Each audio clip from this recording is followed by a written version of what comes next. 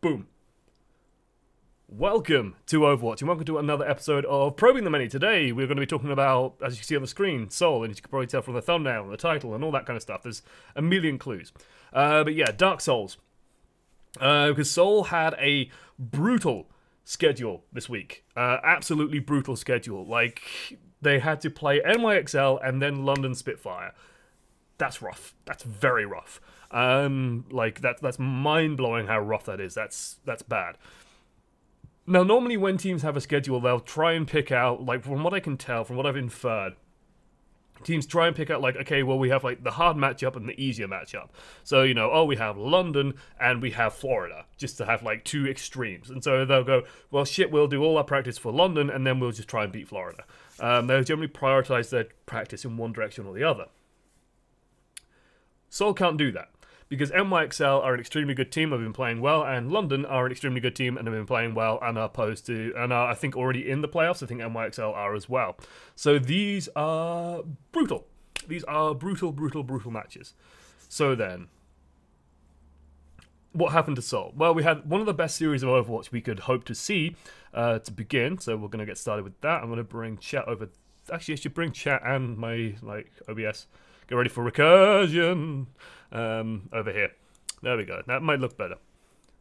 Welcome to Overwatch, mon chéri. Hey! Hooray. NYXL underscore OneAmongstMany. Nice. It's your 16-month anniversary. I like the fact that it used the full title. Thank you so much, Jimmy.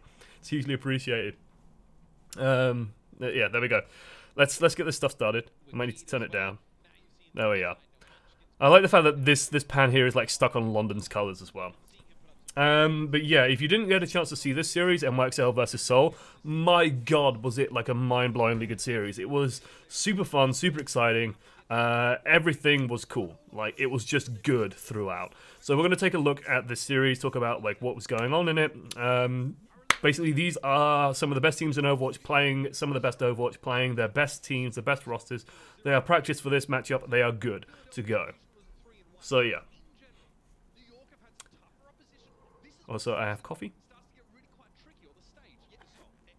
I'm so glad Mitch was on this one as well. Like, Mitch is a beautiful caster. Okay, NYXL versus Seoul. Come on, okay, come forward. I want to see some rosters. There we go. Beautiful. No surprise on who is being felt, like who is being fielded. That sounds like such a weird past tense version. It should be like what is the past tense of to field? Is it felt? I don't think so. I don't think that works. Like felled. Whatever. They fielded, both teams fielded their A teams basically in this one. No great shocks there. It's Seoul Dynasty playing straight up. Hey, let's put Munchkin and Fledder out there. Let's try and get these guys playing at the best. It makes me a little bit sad to see Toby on the Ana instead of Ryu Jae Hong, but Ryu Jae Hong's as any other player, so whatever. It's just that Ryu Jae Hong's so explosive on the Ana, it always makes me a bit sad not to see him on it. Otherwise, NYXL again, playing the A team, playing everything standard as standard could be. Interesting starting position from Miro. Zumba just poking over the top as well, looking for a bit of scouting, looking for a little bit of info. Libero playing the Hanzo was an interesting one. I also, yeah, when we get to, no, it was London, it was a different game of London's, I think, that I'm thinking of. But the Hanzo isn't too much of a shock. He's okay on this point because, like, basically it's very easy for him to climb this gate, and like this entire thing acts as like a really strong position for you to be in. You can fire sonic arrows all the way at the back, try and spot out what the enemy's doing. You can fire scatter arrows into the cover and stuff like that. He's very, very nimble in terms of getting into position. So Hanzo's not too bad of a pick on this first point. Meanwhile, Seoul Dynasty playing pretty much standard as standard could be. Sort of the normal counter dive on this comp. The only interesting factor I'd say is that Miro's starting off from over here, and is just ready to sort of come in and try and get someone maybe on the way in. The only concern I'd have is that this might leave him a bit slow to react if they go in for that like back corner dive going over this way. So that would be my concern. So I can't see chat quite as well as I could. So you can see like the Hanzo is just going to be peeking, poking, looking for some kind of hit. Well, Seoul Dynasty's just positioned on that back right. The thing is, this is giving NYXL like a good bit of cover. So NYXL are going to start making their way forward and try and go around the pagoda, try and get behind the point, which is kind of standard again. So they're going to go up to the left and round the back and then come in from the back of the point to try and contest for point A.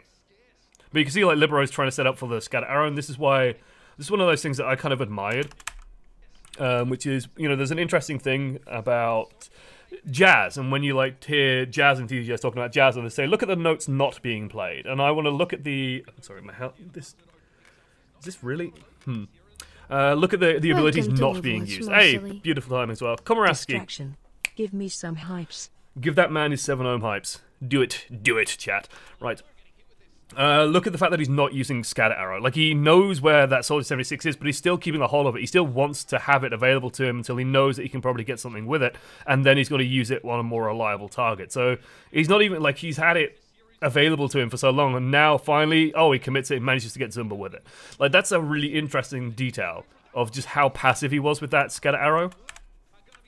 Just waiting until he knows that you can verify, so I'm going to hit on a target and get some results with it, because scatter arrow is so powerful, so good, especially at like tank bursting and tank busting, that you really want to have it available when you need it in this team-based style of gameplay.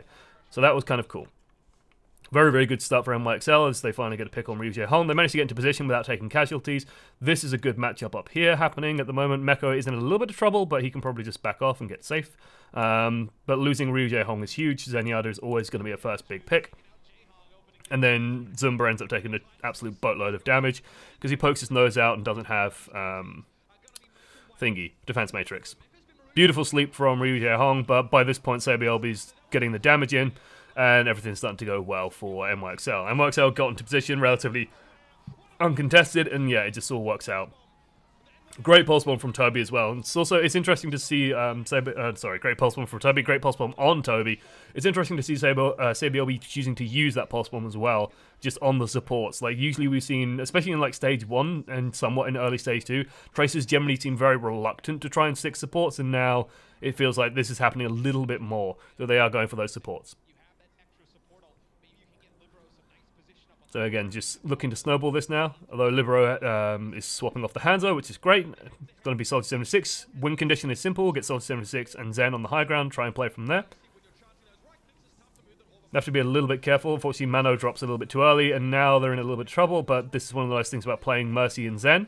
They did overlap slightly, but you can still get that res off pretty reliably with the Transcendence, and Valkyrie lasts a long time. So overlapping isn't the worst thing in the world, it's just not hugely efficient. Like, you can always just damage amp during it as well. The longer and slower this fight goes, the better it is for Seoul. Like, Seoul should be feeling pretty okay now. Yeah.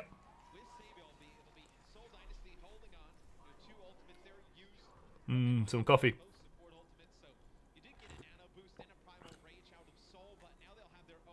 Ryu Jae-hong is a really good support when he sleeps someone on sense. So I'm so, like, I see an Ana on Seoul, and I think Ryu Jae-hong. I'm sorry.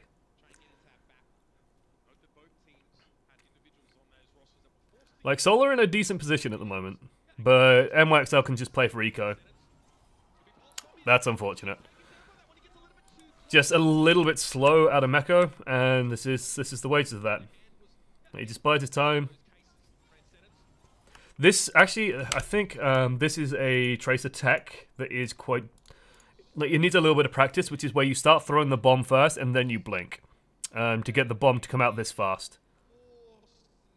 So he knows what he wants to do, and I think, like, to get this to work this quickly, you have to press Q, then blink, and then you'll get the bomb out that fast. If you blinked and then pressed Q, the bomb would have been eaten. Sounds like something out of System Shock, Jesus. Right, beautiful start to the fight for Seoul. That just wins him this battle straight out. Like, no problem. I've done it, so it must not be that hard. It's not that hard, it's just something that you should practice before trying to do in a game. Otherwise, you're just going to, like, throw a bomb at a wall and feel a bit stupid. Right. Let's turn this down a little bit more. If you want to go and listen to the lovely casting, then go and do it on the Overwatch League channel. It's much, much better to do it there. So yeah, Seoul are in like still a really good position. Fledder's positioning here I'm not the biggest fan of, but it does keep him relatively safe. Like, that's what I'll say about it, and he can always do this kind of thing where he just goes onto the high ground and sort of tries to contest for it over here. But I worry that he seems very isolated. And so if NYXL kind of spot that out, there's a potential for, like, SEOULS to just get on him and try and kill him. Or just, like, a dive to get to him and take him out, which is kind of what's happening now. Like, Fledder's getting chased off, so he has to sprint away. He's going to go around the houses. Miro gets nanoed. Interesting choice. Jumps up and realizes I probably don't need to do that. So Fled is dead now, and like that's sort of my concern. And you can see NYXL are using this as a go moment. Like I wouldn't be surprised if Jonak ulted after, like pretty much immediately after Fled had died.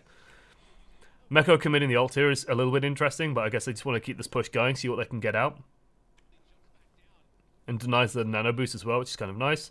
This is a big kill, and now this is go for NYXL. Like this is a huge signal to let's push this now, because the main thing stopping this working has just died basically. So they've got Libero on the high ground. They have Jonak in position as well. They can use Transcendence, get on the point, fight for it, not really have to worry about being contested too much. And then they just followed up with a couple of kills. Ryujie Hong goes down immediately after Transcendence is done, and Arc should be coming online pretty much immediately afterwards as well. Fled has come out, used his visor. It's a pity that we can't get a camera on what Fled is up to. He seems to use this visor pretty early, actually. I want to see if I can spot where Fleder is when he activates this, because I think he's literally out of line of sight still. Yeah, he's just coming out of spawn now. So he just mostly gets line of sighted. This is like one of the things about getting picked, especially on a hero like Soldier, where his ultimate is very positioning based. It's not like a Genji where you can reposition very quickly. Reinforce saying that Fleder was standing there to limit SEOULS' flanking options. It could be. My concern there is that SEOULS would be fine, I think, taking a fight against Fleder, especially if like Meko or Mano just peel for him and not peel with him basically, just go with him and try and kill Fleder. Because this is the issue now. Fleder has to run out of spawn and tag visor, and if you think about like if you're up here or up here and you tag visor, how much better that is than coming out of spawn and tag visoring, which is atrocious, right? Like that's just a really bad position to be in. Because everyone can just hug line of sight, everyone can you're not really contesting good positioning for people, and so you're in a rough spot basically. Like that ult is so much less efficient.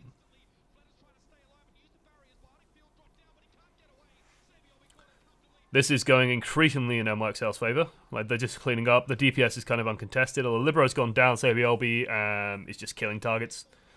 Like SEOULS is just good at getting a huge amount of damage out of Tracer at pretty much all times.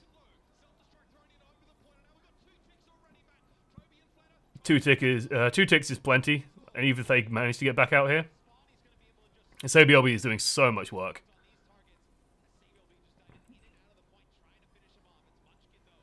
I think this is over at this point, although it could swing back. It shouldn't swing back, but it could. It looks like it will. Look at Fleder trying. Oh, bless his heart, man. Like Seoul should have been able to push back here. This is a bit weird. I mean, this is sort of the power of Jonak more than anything I'd say, is that Jonak's managed to get on the bridge and is just spamming damage in. So anyone coming out is just going to take an absolute boatload of damage. Libero gets on Munchkin. So we managed to get onto the sports uncontested because the tanks have to fight on the point. And while they do start getting a bunch of kills, it's still not really going in their favor, and they're still losing stuff at the core and the back line. Fleder comes out, does visor, but again, line of sighted because visoring from here, as we mentioned earlier, is kind of trash. And there we go.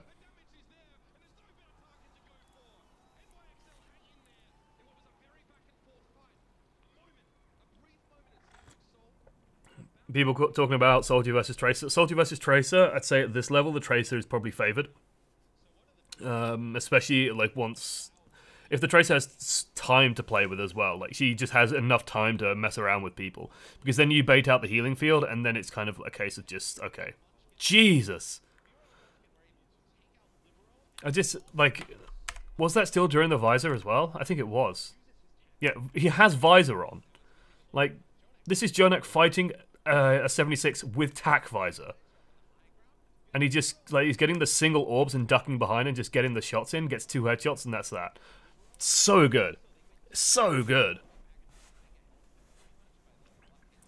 It's just my concern there is more the win condition there for Dynasty, or like the win condition for at least a fight, is if you have Fleder in a good position and get him to tack visor, you can probably just win a fight outright there.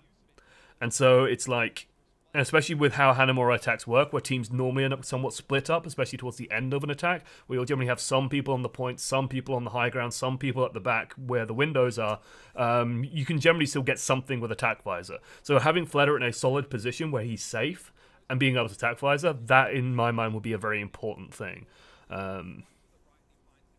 That said, maybe stopping SEOULS on the flanks was just a higher priority. Maybe they've seen it in scrims where, like, if SEOULS gets in on the flank and gets to the supports, they just lose straight away. So, could be that factor as well.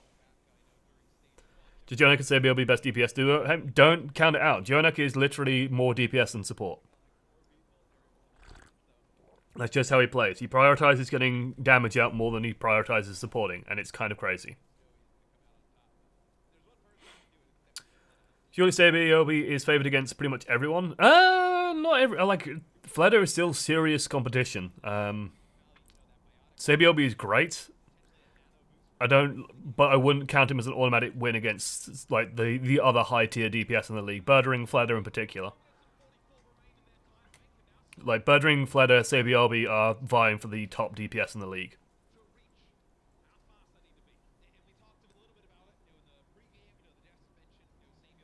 Interesting approach from Seoul to go this route. A little bit unorthodox. This is the danger of going this route, is that it's very easy to get hemmed in this room. They do have an option to go up above, but it looks like they're just going to try and break the way out, go all the way around the back. Still in a little bit of trouble though. Like, this isn't really giving them favourable position so far. Now they're going to go in. NYXL playing a very aggro dive. But NYXL have read this superbly. Like, no one is out of position. No one's been caught out. Everyone's fine. Losing Mano is pretty huge, though, because now they're going to have a hard time getting back on the point, and Seoul are taking it. Like, NYXL have to do something. They have Nano, but they can't put it on Mano. So that's an issue. Oh, that's beautiful. So they put it on SEOULS. Ooh. Don't like it. Ew. Ew. I want to see what happened to Mano. Like, how did this happen, Mano? What happened to you, friend?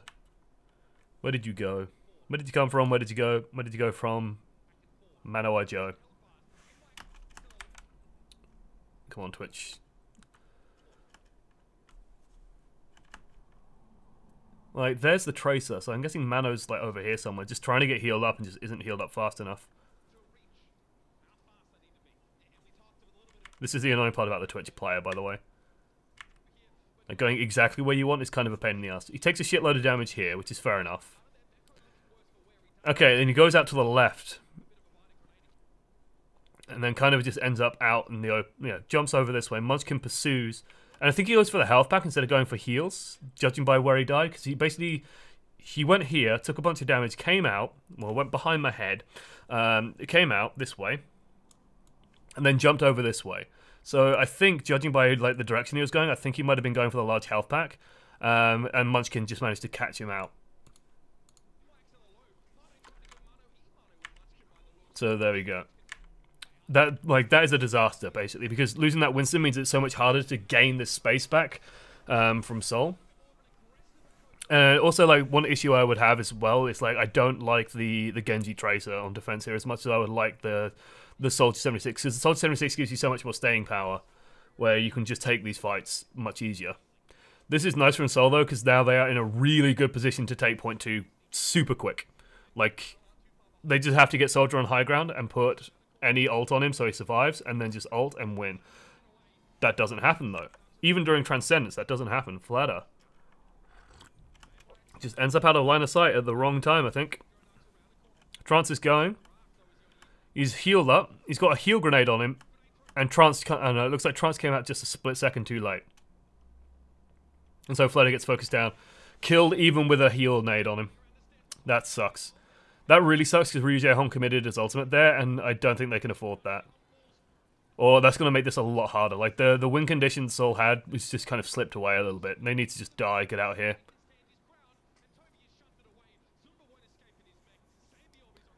That's an anti-nade? No, he was plus naded.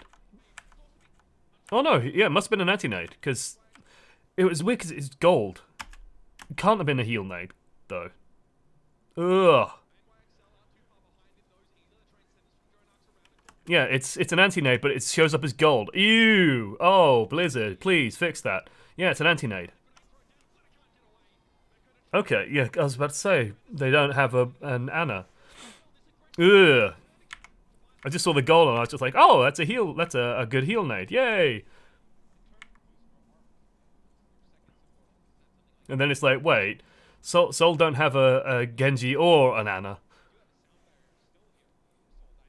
So yeah, that makes a lot more sense. Beauty of a grenade then from Ark. Like, that's incredible.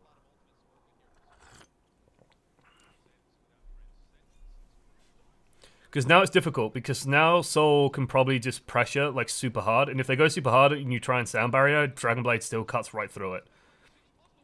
Fleder goes for it.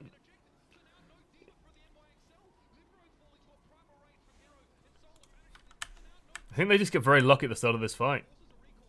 Oh, Munchkin. That's magical. Does Fleder ult at this moment? Fleder ults a little bit earlier than this, actually. I think he spots that the Diva's in a lot of trouble. So Mecha's, like, Mecho's already in trouble. So if we take a look at, like, this precise moment, there's some cool decisions being made. Which is, they know that Mecho is in trouble. Like, I imagine the call on Seoul's comms is Diva, Diva, Diva, Diva, Diva, Diva, Diva. Because Mecho is badly out of position. He's used his rocket boost to do that shove and then has to get out this way. Is in a lot of trouble at the moment. This means that Fleder knows he has a window of opportunity because the Diva is so worried about surviving and staying alive, has already used a lot of defensive cooldowns, that the Diva's not really going to be able to impede him much. So Fleder activates Visor before the DMEC comes through even. He activates Bomb just to try and get it back as quickly as possible, but during this time Miro already focuses him down, gets the kill, and this has opened up the path for Fleder, and it means that all this space is now under control by Seoul Dynasty. Beautiful job by Zumba as well, just to like shove the Winston out the window. And now he can go and isolate Mano as much as possible. Fleder's just going to play evasively. Point is still, like, they've managed to take 2 ticks. Despite very few kills. I think they got both of them on this push. Maybe only one of them on this push. No, both of them on this push. Just because they'd managed to take this much space. Like, Miro's on it now, no one's contesting it. They managed to get rid of the Diva, and then because of this Visor, no one can contest this, so they managed to get a tick now, and because the soldier's even on the high ground, and the Winston Mano is so busy trying to just occupy Fleder's attention, and then gets, like, the peel for Fleder is so on point, that it doesn't matter enough to either stop Fleder or contest the point, so they kind of get neither. That's just really good play by Seoul, and, like, really good job by Zumba.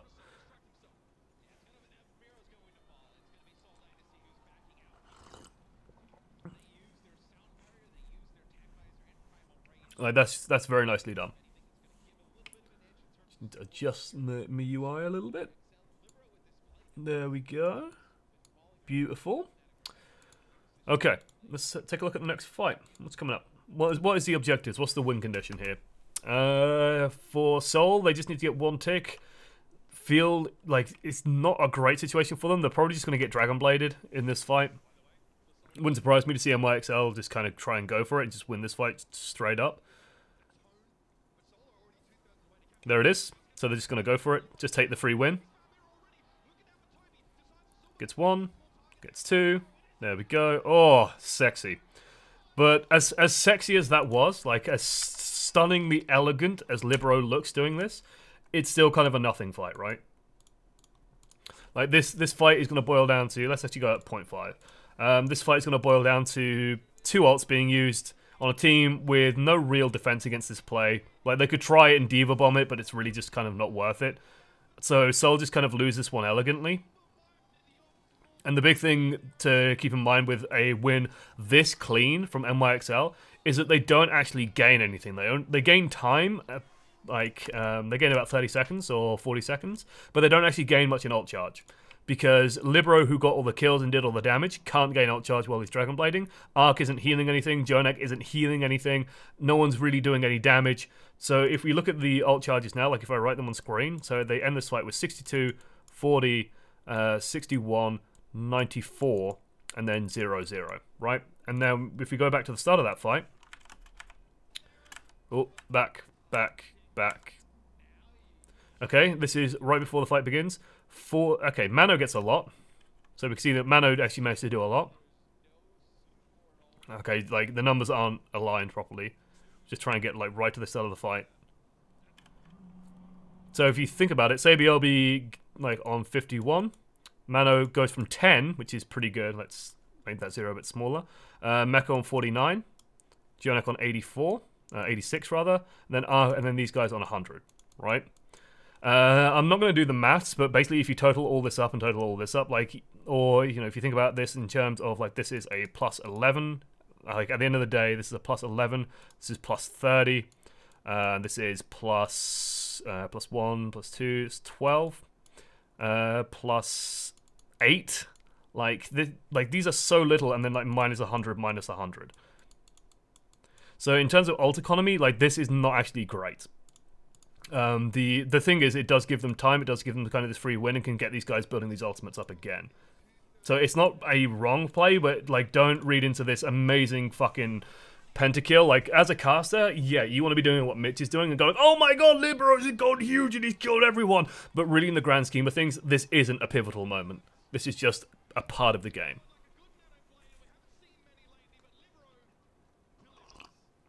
Because Seoul just sort of come out of that one and just go, okay, like, we didn't really gain anything, they didn't really gain anything. They just used 2 big ultimates. We can go in and prepare for the next fights and just win.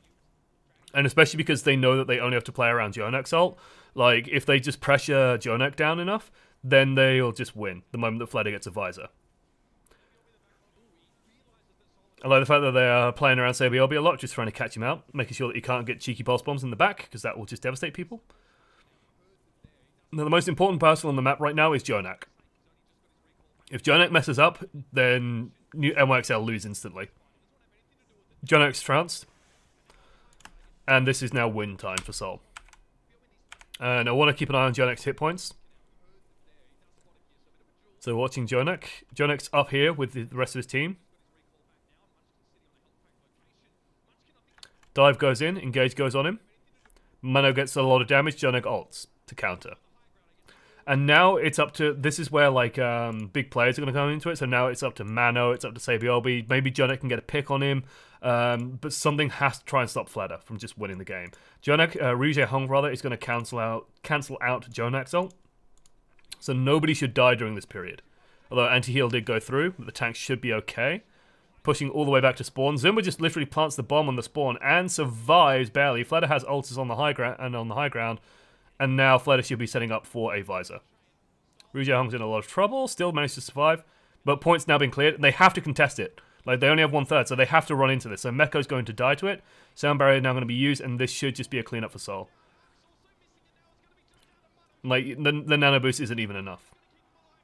So there we go.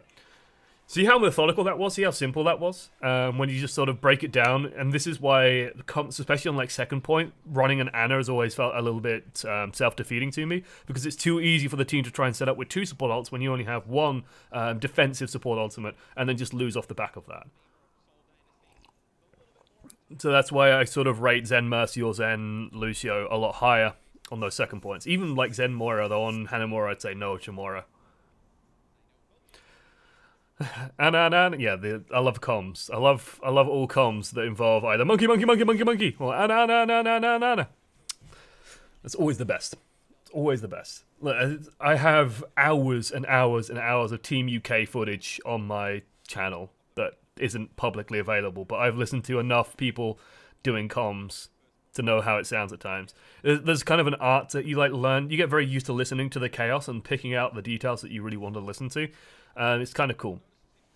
Like, pros get very good at, like, filtering all the information through and getting good results out of it. The most important thing is to have people that you, like, prioritize and follow, and you know who's leading. Like, some Dallas comms got posted a while ago. Sty wants me to do a video on it. Not just that moment, but a whole pile around it. So if I find it. So, like, this moment here. Chase first. Yeah. Monkey. No. Chase the behind. I got him. Me. And Olsen. Nice. I need help.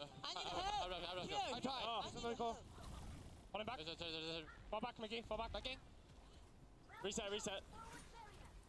Like, it's chaos, right? Like, that's chaos. And you can hear that I think it's Custer who's trying to just, like, rally them all up and figure it out. But I think it's Rascal also going, I need help! Because he's dead. But it's chaos. Like, there's no focus, there's no sort of figuring out. It's just like they've gone in, and then it's just anarchy, and then they're pulling out. It's just kind of stupid. Oh, Dallas. We'll talk about Dallas another time, though. I've talked about Dallas enough lately. Thoughts on whether 3 Korean teams stack against each other now that they are more than halfway through the season? I think NYXL are all round the best team. I think London Spitfire are the best team against other Korean teams. And I think Seoul Dynasty are the weakest of the 3. I'm guessing that, like, if I had to guess, let's say London probably scrim specifically against Seoul and NYXL more than anyone else, and that's why that they had such good results against Seoul. And we'll try and talk about Seoul later. So Libero comes out on the Farah, realizes, oh, there's a soldier and a Anna playing super passive. I'm just going to back off. I don't have a Mercy pocketing me. Let's just go back and pick something else. Goes back to the Hanzo. Worked before, can work again. No problem. Like, already, they got one of the people in position that needs to be in position. Like, this is where NYXL want to be, so this is good so far. To be fair, even if the Koreans have even more anarchy in the comms, you wouldn't know. The reason why I suspect the Koreans have cleaner comms is because they're winning more.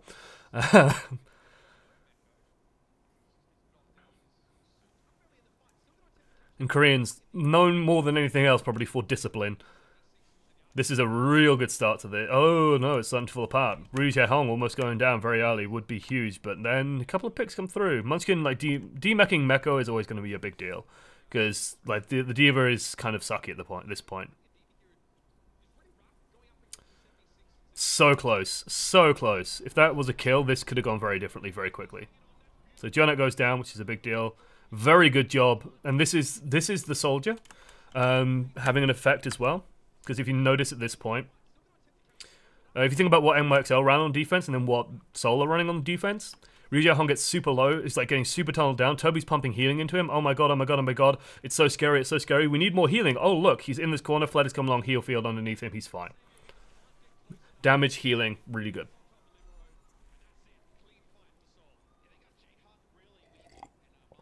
Dallas will eventually go all Korean with the roster. It's not out of the realm of possibility. Haven't they changed management? Like, they've changed how they're running the team as well. So it wouldn't surprise me to see, like, a lot of just the roster just get purged.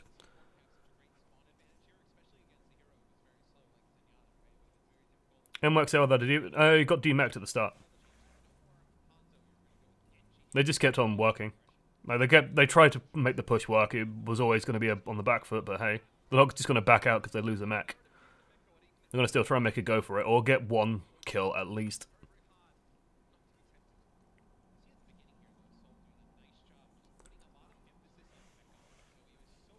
Rip Timey? I think Timey will be fine on a better team. Same is true for... I think, honestly, just to really quickly go over Dallas, I think one of the best things to do would be to split that roster up. Because you have some very, very good single components. Like, Taimu is great. I think Mickey is definitely, like, trainable and is good for just, like, morale. Effect is great. AKM definitely should be in Overwatch League. Like, especially out of these 4, I think you're looking at some really solid players. Taimu's probably the weakest. Well, Taimu and Mickey are probably the weakest out of these. And, of course, Rascal should all probably be on Overwatch League teams.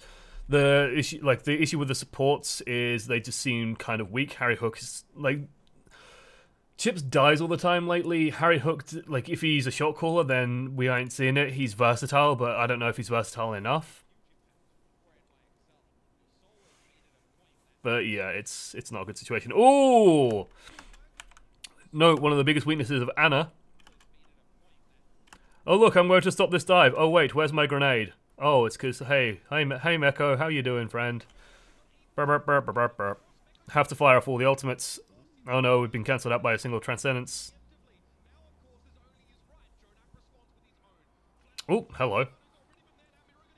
Good job by Mano. This is where NYXL are making a decision, and they're going... Like, Ark is making a huge decision at this point, deciding whether or not to commit the sound barrier. If he's involved in this fight, if he didn't die. If he died, then he's not making the decision, but I imagine he is involved somewhere, because he hasn't died in a while. The big thing here is, do NYXL commit the sound barrier? If they commit the sound barrier, it is very likely that they take this point. Like, it's extremely likely that they take this point. It's pretty much unthinkable that they lose the point. If they do not commit the sound barrier, then there's a good chance that they might lose. Well, there's a chance that they might lose the point. But they won't be able to take second smoothly. So this is like a big decision point. And it looks like it's about to pay off for them. barely pays off for them. But that's playing on a knife edge, but they're playing to win, so hey. Because, I'm being honest, like, I think overall, tactically, that is a good decision. Because let me put it this way, right? If they manage to take first but cannot take second, Seoul still have 3 minutes. There's a good chance that Seoul, I think they also gain, like, because these guys are going to gain 30 seconds, these guys would also gain 30 seconds, because it balances that out. I think that's how this is going to work. So if they manage to take first, but don't take second, there's a good chance that Seoul still win this. So they have to play to try and get 2 more points. So I'm kind of fine with that decision making. Because if it's 3-0, like if it's 3-2 going into Seoul's half, I think that NYXL are in position to just lose. So they have to try and play for the 4 points. Which is kind of interesting.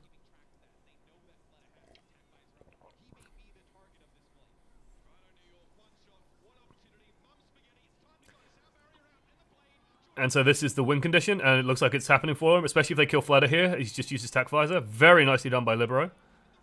Beautifully done. Everything went right for him. Like, everything went right for him. So notice how that decision-making from Arc earlier on, they took a slight gamble in going, we're not going to use that sound barrier. We're going to leave this a little bit dicey. It looked a little bit rough for a moment or two there, but they managed to keep it together, take the point, have the 2 ultimates available. Seoul have no more ultimates left in the tank. They can go to the next point and get the 4 points, which is huge. Do you think the support lineup for South Korea in the World Cup will still be Toby and Ryu Jae-hong, or is Ryu Jae-hong and Jejonak? I don't think they'll play Jejonak. Like, I think Jejonak is, for a World Cup team, is just too much to try and swap in. So I think it would be Toby and Ryu Jae-hong. I mean, they could also like play Nus or something. Like they have no shortage of good players over in South Korea. Let's put it that way. I think Jejonak's playstyle is just too unique. So if you're trying to like bolt a team together from multiple components, you'd either field, like if you want Jejonak, you'd have to field NYXL, who are used to playing around him.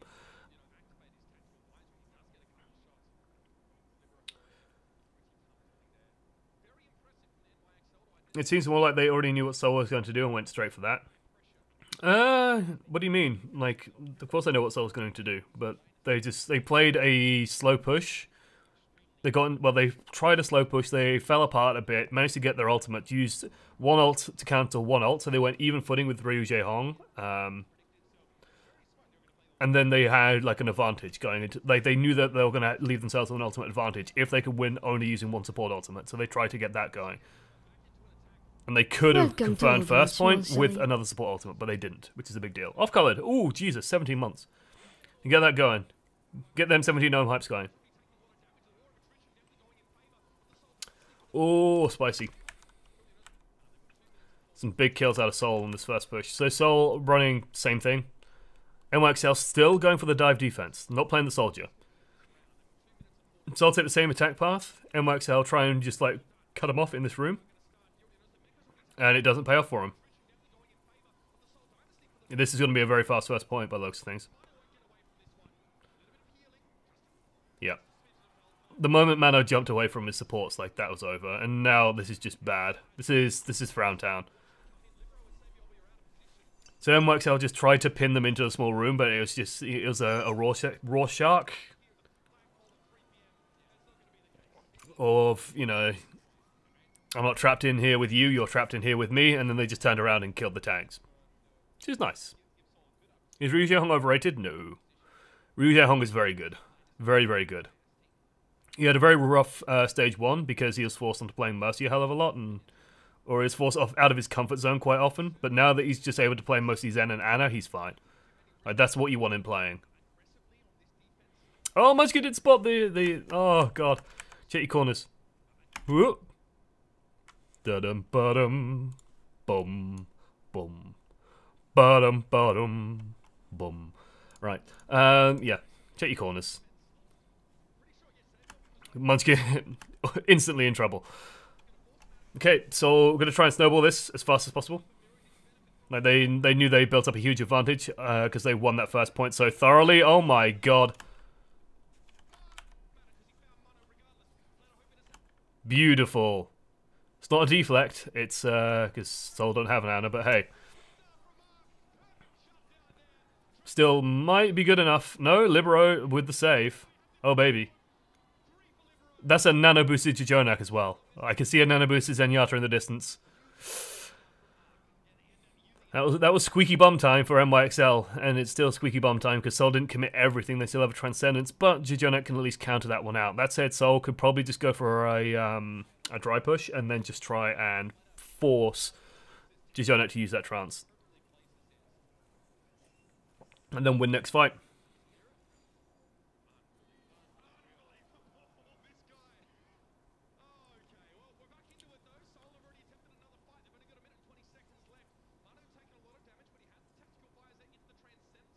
So yeah, like I think this next fight is going to come down a lot, and again, Jijonak's shoulders. Depends on what Jijonak does. That's just unfortunate, but will happen. Zens will kill Traces every so often. Like, I still wouldn't be particularly flustered if I was NYXL at this point. As long as you have that Transcendence, you can sort of stall things out. Okay, the trance goes out as long as people stand in it and survive. Reinforcements now have time to come through. They have time to sort of reassess. They managed to get Ryu Jaehong's ult as well. Seoul need to convert this into kills. If no one dies here, NYXL are fine. NYXL are fine. That ult was very shaky.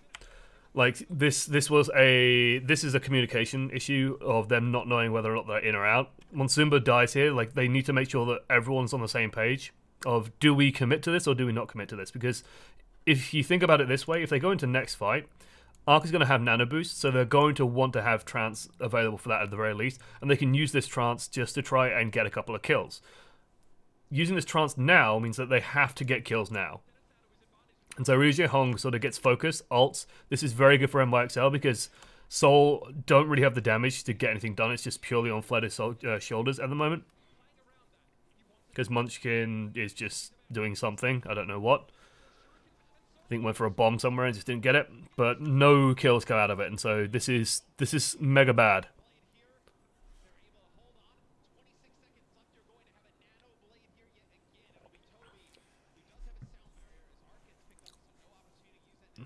Because remember what happened earlier with Jonak, with Libero and the Nano Blade? Guess what's about to happen? And Seoul have to rely on a... Ooh, Libero died! Oh god.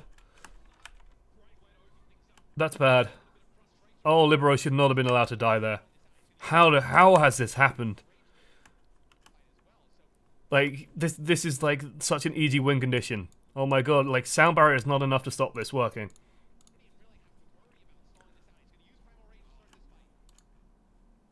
And they just die, like, it's just literally Miro just fucking jumps in the back line and somehow catches Libero. That's huge, because now Fledder, like, now there's nothing stopping Fledder. Oh, right, this was the game also where a woman was being murdered in the audience. So if I turn it up slightly.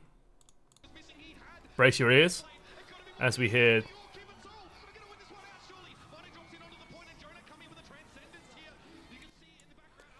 I believe, if I understand the culture correctly, Korean women fans, Korean fangirls, that definitely, like, literally, I saw them when I was out there. They will literally stand around the exits of the studio waiting for the Korean players to come out. They try and, like, make as much noise as possible when in the studio, which includes just, like, screaming their heads off whenever the player that they like is making a play. And so you end up with these huge, like, screams of just, like, hysterical women. It's insane.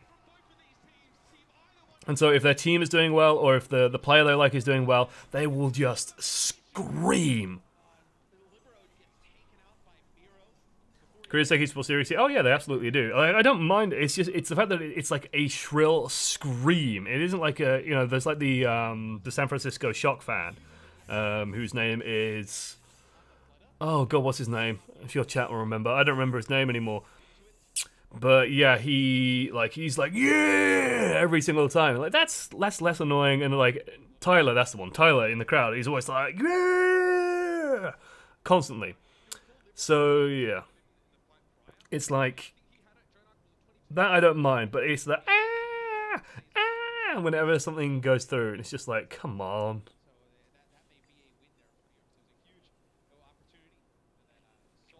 Almost went a bit Randy Savage there. Ooh, yeah! The cream of the crop. It doesn't sound like a Korean thing. It is a Korean thing. The screaming is a Korean thing.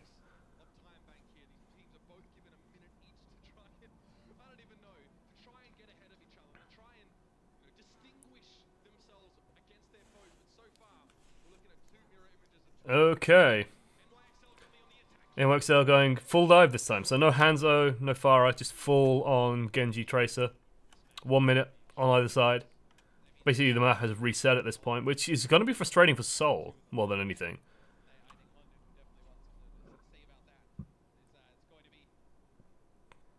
So they want to set up on the back line. Seoul need to rotate, which they've done.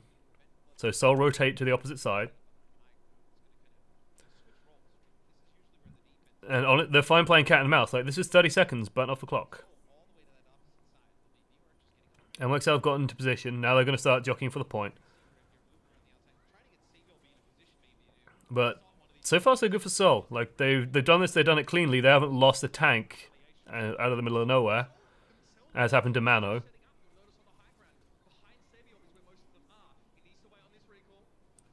Seoul are fine taking this slow. Okay, first blood comes through on Ri Jae-hong. That's no surprise. Seoul might be hitting back on Mano, though. There we go. Zimba's been demeched. This is slowly swinging towards NYXL. Now it's heavily swinging towards NYXL as Arc kills Munchkin. That's huge. And there we go. NYXL take first.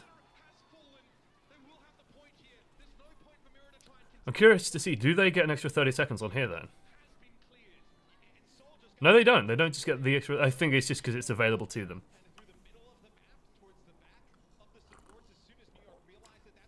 Is that like the screaming the recording of the Beatles concert? Yeah, but in esports, it's a unique thing, is what I see. It's a unique Korean thing, not a...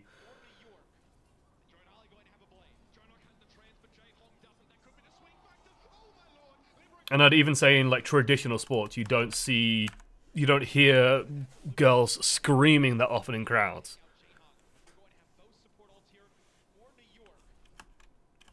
That's just a glorious start. Like getting those 3 dinks onto Munchkin forces him to recall instantaneously, and there we go.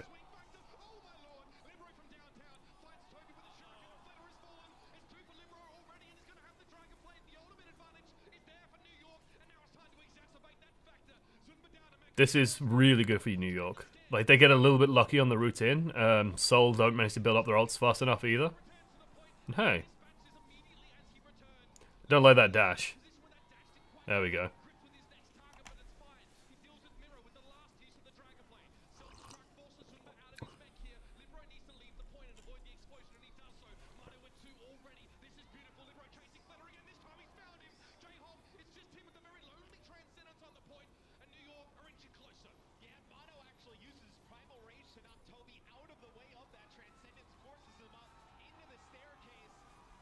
And there we go, NYXL managed to take both points. That is huge. Like, Seoul were in a good position there. Like, they took it slow, they managed to burn a lot of the clock and just getting NYXL into position. They didn't lose anyone until the last possible moment, and then it just sort of started falling apart. As a couple of misplays, Munchkin went down a little bit earlier than he should have, perhaps. Ri Jae-hong gets caught out, and that's it. Was a misplay there on Fleder for being positioned with the other tanks on the high ground? No, the biggest misplay, well, not even misplay. Like, you can't call it a misplay when someone like, when Libero jumps into a window and almost gets a triple headshot on Munchkin. Forces him to recall instantaneously. Once he's recalled, Munchkin can't do much. Like, he has to just wait. It's just too risky otherwise. And from there, it's just all on the back foot. Because Seoul suddenly, then NYXL just have more resources as well available to them. They can ult faster and earlier and go from there.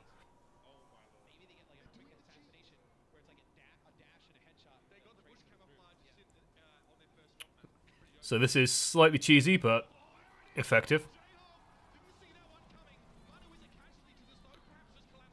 This could go badly very quickly. Yeah. So this is the danger of this kind of tactic.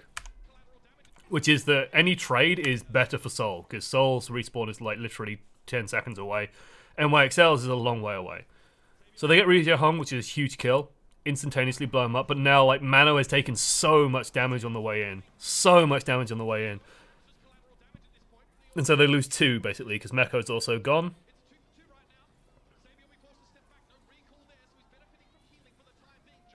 So I'll need to just stop the bleeding. Like, you've lost both supports, just focus on surviving. If Meko stays in Baby Diva form, that's amazing. So just make sure you don't give him any charge. Then they can initiate the next push, dive Meko, kill Meko, and then go from... kill Meko, and then go from there. And they're in such a strong position.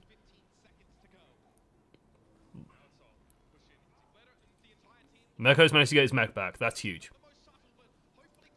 They still get Jonak, though. Trading Zens. Oh!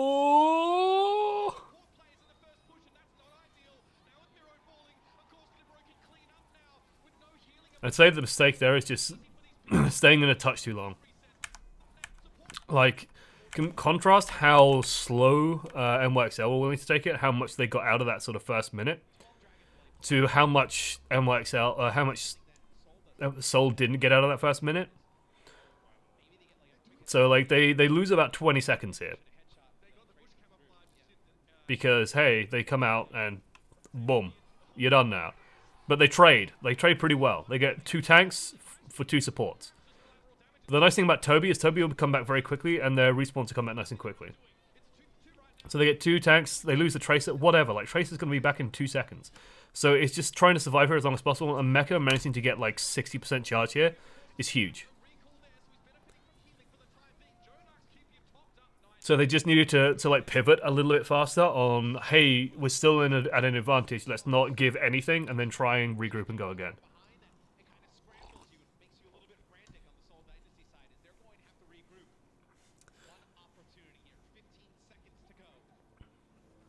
Because, like, if Meko had 5% less charge, this would have gone differently. They managed to get Jonak instantly, but then it just... Libero and Sebiolbi and Mano get to work, kill targets in the back line, and there we go. We just spent a long time on Hanamura. A long time on Hanamura. Luckily the rest of the series I think goes a bit quicker. You might not have time to watch the Spitfire games. Which, honestly, you're not missing a huge amount. What I'd say about the Spitfire games is I think Spitfire just scrim a lot against Seoul and know how Seoul play and know how to dismantle it. Fill. Okay, there we go. Nepal.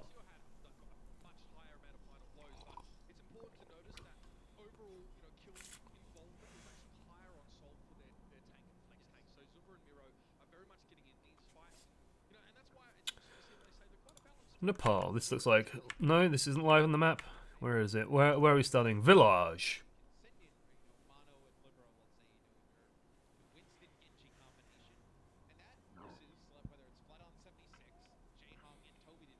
Nope. God damn it. Starting in Sanctum. Right, this is when they ran the Sombra, isn't it? I think this...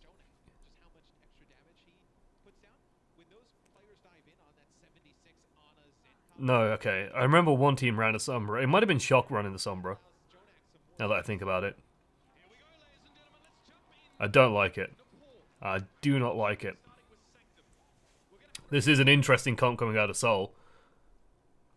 So what NYXL are running is halfway to standard. Like, you have the Orisa Roadhog combo, which is very good on this. Pharmacy is very good on this if you just position over the top of the point. So if you think about the point as like a vertical thing, you have like the like window here, this here, and there's like the basement area here, and the point is out here. There's a pit, then you have the pillars, and then there's like a rooftop here as well, which is like a slant. And so the Farah can just like position either up here or up here, and then just, or like even further up, like up here, and you're actually pretty safe up there.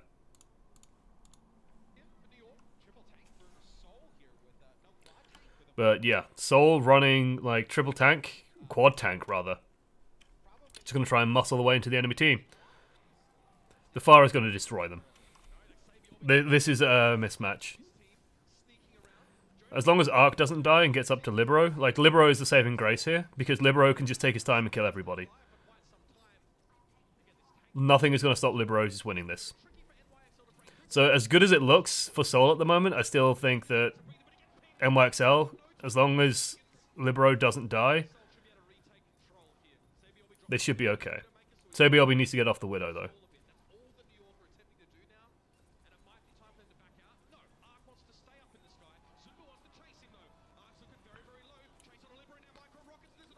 Notice how quick that barrage came out? Notice how NYXL took the point pretty much instantaneously? Okay, Solar flipped it. They're doing it. SEOULS on the tracer, this is good.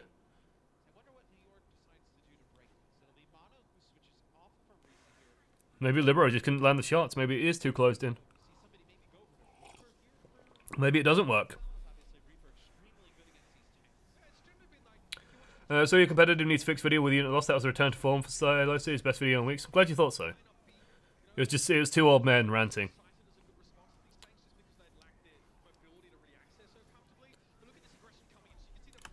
Those are the kind of discussions I generally have with Sty. That's sort of how most of them end up going. Maybe a little bit more back and forth, but you know, we want to just make our points for the video and go through it.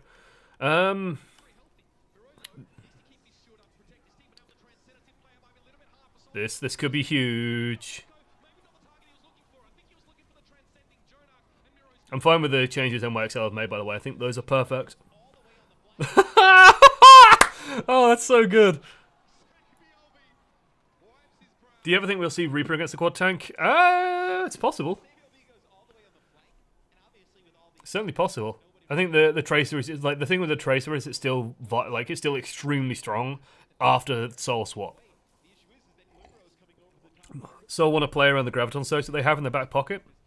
You can absolutely do that as well because they have there's no defensive ultimates because they got used to previous fights. So Munchkin's just going to be looking for that. I don't know why I call him Munchkin. Munchkin. Cheeky. Was Mano doing his best like gargoyle impression? Like he was. Are we in Gotham City now? Except it's like a goddamn gorilla. I just saw him up here, just like sat watching. He just sort of sat still for a second. It's very unusual to see in Overwatch. There's the grab. Barrage to try and counter it and put pressure out of it. Flutter just kills him. I like the way you just see Farah unceremoniously drop out of the sky. Oh, God, he almost got the two shots. Almost got the two shots. Janek almost kills the falling diva. This is a good situation for NYXL. Like, this is the issue with holding onto that grab, is NYXL aren't playing a team that is easily grabbed. Like, they're super split up.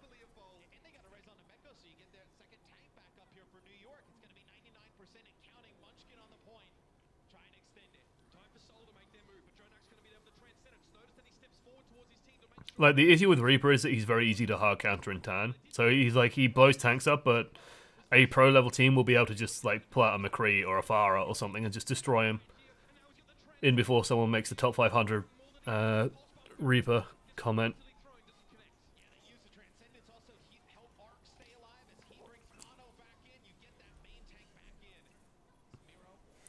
This was pretty clean. NYXL make one or two changes. Quad tank, lol, C9. Yeah, that was just, hey, let's try quad tank. Oh wait, quad tank works on one push, but not really on others, and they didn't take the point first, so they still lost a shitload of percentage then anyway. Kind of Libero teasing.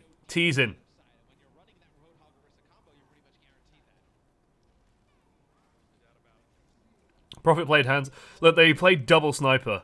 Can we just talk about that for a second? That London Spitfire played fucking Widow Hanzo on Sanctum. That was disgusting. If anything's going to destroy the ladder, it's that. Oh, but London Spitfire did it. Regardless of they have two of the best DPS players in the league. Our 30% win rate Hanzo will be fine, I'm sure. Jesus. The top 500 Reaper counters Farah, that one? Yeah, that's the comment. Who's the best Winston in the league? Ooh. Tell you who the best Winston not in the league is. That's Chris, but it's Big Chris. Oh, that's spicy. Okay, I haven't actually done much analysis on this one because it's kind of been a clusterfuck. Mirror comps. NYXL get a better position to start with. Are getting pushed back though. Like a lot of how this goes determines how well is determined on how well the poke goes. It looks like NYXL is just poking better. Notice that Libero has done way more damage than Fladder has. This is very, very, very good. NYXL has got better position and getting more damage out. Did give Seoul a lot of healing, so hey, Sound Barrier comes through. Beauty of a bomb, but this pushback could be big. But NYXL is still going to be set up with an ult advantage for next fight, so they should be okay. So SEOULS just going to back out. I don't like that decision to back out there from SEOULS. I think they could have stalled it a little bit longer because there's no way like they have to play around. Jonak is going to be the last person to die, so let's just try and extend that period between point flipping and Jonak dying. You want that as small as possible. So it would have been nice to see a little bit of a stall coming out of SEOULS, and then both him and Jonak die at the same time, because they're not going to start the push without Jonak, so they need to wait for it. Libero uses Visor. Yeah, I still think NYXL are fine.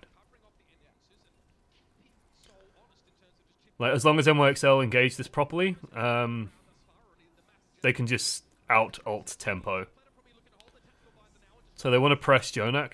They want to press Ryuja Hong, rather. Okay, good job. And then Sound Barrier immediately after. Good job by Solo to get onto Libero. Very good job by Fledder to stay alive. Like, this is actually really nicely done by Soul. Soul bend, but don't break. So they, like... Basically, the idea is this. NYXL have 2 support ultimates, so let's draw a timeline of a fight. Okay?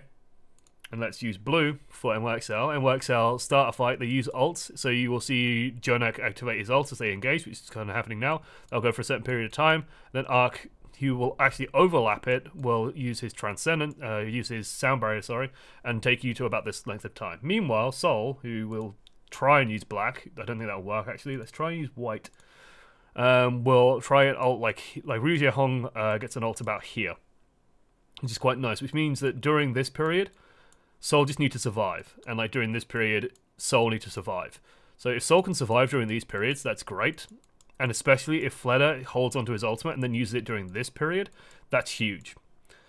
So that's sort of the timeline of this fight from like an ult economy point of view, is that they will back away, notice that they bend, don't break, Ryuja Hong lets them get onto the point, lets them move onto the point, and then will counter, use his Transcendence, slows it down. Arc then activates the ult of his own. Fledder just stays alive, doesn't really over-engage, backs away the moment he's threatened, then comes back in, uses Visor, cleans point out, smooth. Very smooth.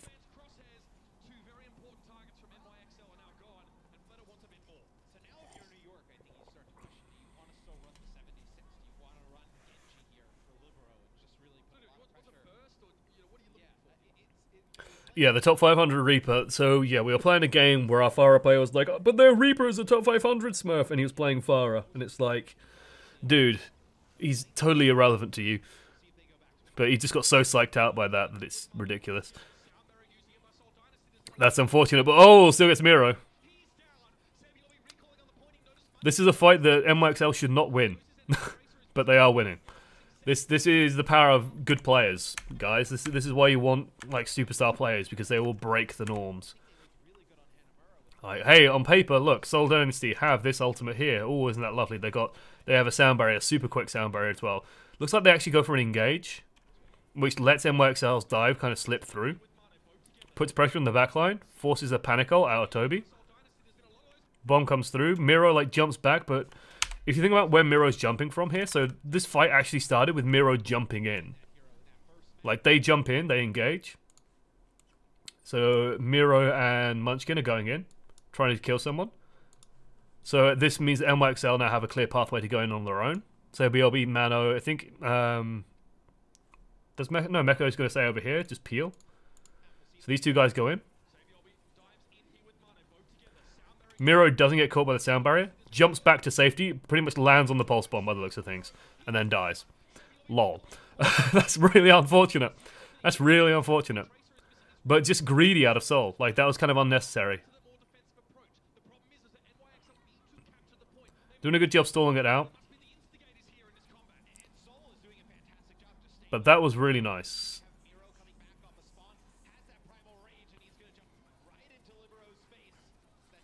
Libero cleans up. This should be done. They have managed to get to 99%. Please touch the point, thank you. Jesus, that was scary for a second. It does warm the heart slightly to see a pro-level Soldier 76 struggling to finish off a Baby Diva. Okay, guys. Okay, thank God. Thank God. Oh, Jesus, save the LB. That's uncharacteristic.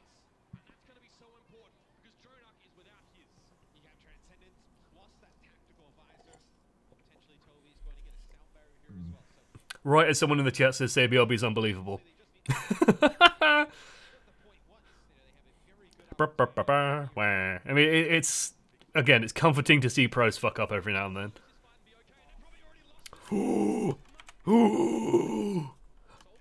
This happens. This happens. There she is. Hello, Tracer. What can you do about that? Have you met Zenyatta? Yeah, he does that to people. So yeah, Seoul just have to wait. Like this is the advantage of having a good Zenyatta, or having an A-tier Zenyatta on your team, is that they will do that more often than weaker Zens. It's part of the bonus that they bring to your team. That's calculated so you can show off that you didn't need the bomb. Yeah, it's just a style bomb. I'm just gonna throw this into the garbage can and then blow your head off. Beautiful bomb from Munchkin. There, Jesus. This is an interesting attack. Because NYXL, like, they're still positioning as if something's coming from up here, but they're just going to buy the time. Seoul managed to get position on the point. This is a good position for Seoul to be in, because they have, like, this is where they kind of want to fight.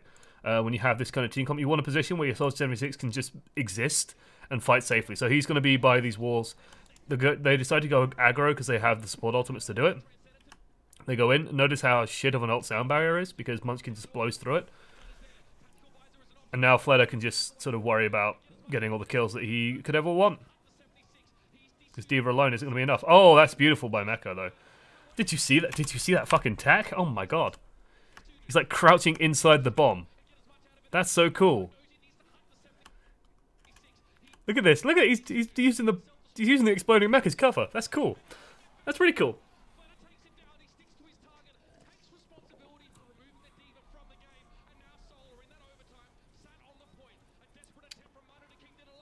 That was very nicely done by Seoul. This should be an easy take for them.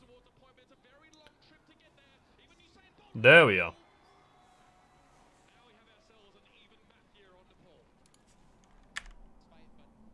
Does Sampari need a buff? Maybe, actually. An ever so slight buff. I wouldn't be opposed to it if it happened.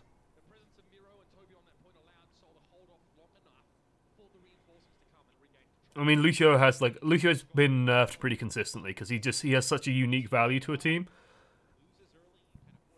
It's kind of difficult to operate without. No shock to see the team comps here, by the way. A lot of this comes down to how well Libero plays. They're not running Pharmacy at the least, so like it's still kind of up in the air. Pressure is a little bit more off Libero's shoulders, and more on Jonax, but if you have Jonak, you probably want to play him on Zen anyway. This is bad for NYXL though. Like if Seoul just get on the point, it's much harder for this Fire to get results. That said, they can't get boxed in here. I don't know what the decision is that led them into that small room, because I don't think that does them any favours, but Libero's in trouble and is going to die anyway, so that's okay. So this is Seoul winning. Yeah. Like, this is the worst place for Seoul to be. I wouldn't mind if Seoul went, like, they looked like they were in position. They got straight to the point. And, like, you have the Soldier 76. I'm guessing they're just a little bit nervous about still getting poked out from there, but, like, I don't see NYXL delivering that much of an amazing more poke than... And, like, that isn't safer. Being in there doesn't feel safer to me, but it still manages to work out, because Libero just gets picked off by Munchkin. Like, Libero just drifts a bit too close to the floor, and if that happens, then Tracer can deal a shitload of damage to a Farah. Like, it's ridiculous, so hey.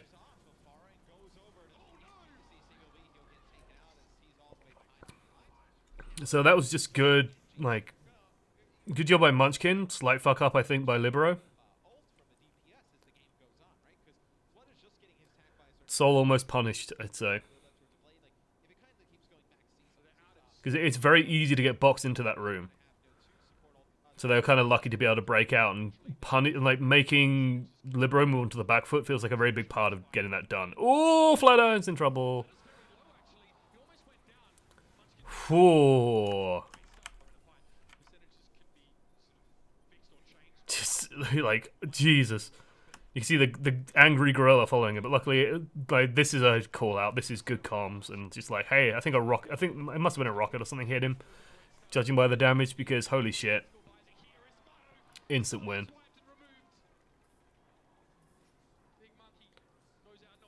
Do you agree with Anna being moved to a main support role? I would like to see that happen. I just think that there's too many things that can make Anna's life inconvenient to stop her being played as a primary support.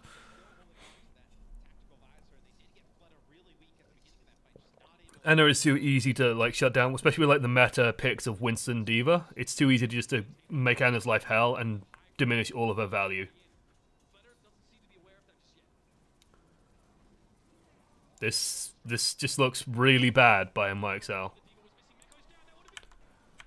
Like, this is bad because I can't see what their objective is, aside from, we'll try and dive flatter. Because if you look at the angle both tanks take, they come out here and just jump onto high ground. Instantaneously back off to low ground. They don't push Seoul off or anything like that, they just take a shitload of damage. And it's like, are they trying to get to Ryuje Hong and Toby, I'm guessing? More than flatter, but it's just like, ew. Like, that was not in sync, that was not clean.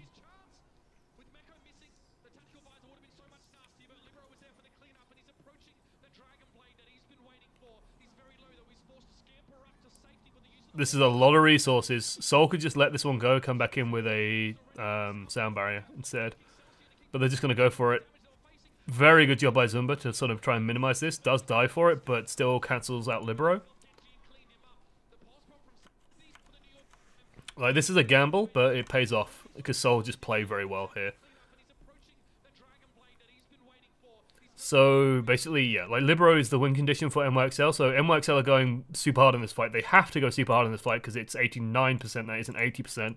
Oh no, it is 80%, but they, actually, yeah, then they could have another fight if they wanted, but they're going to go for this one, because they got a kill on Flatter super early, which is really, really nice for them. So they want to go for Bore on this one. But Seoul have a choice. Again, Seoul could have just let this one slip, let this one go away, and just sound barrier in for next fight, use Visor, win. Instead, they just fight for it. And it's just a good job by Zumba just to like push the Genji out, make sure that the Genji only gets one target with the Dragon Blade. And then that gives them enough space to get some kills in trade, and hey, like, they own the point, and they have a powerful reinforcement in Flatter coming back, so hey, they can just focus on getting Flatter back.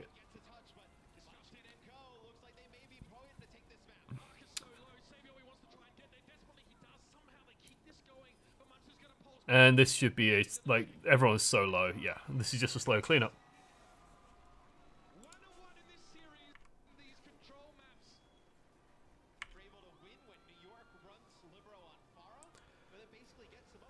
The old Envy roster is very popular. Yeah, Dallas is like a very popular team, but like, there's a lot of brand power there.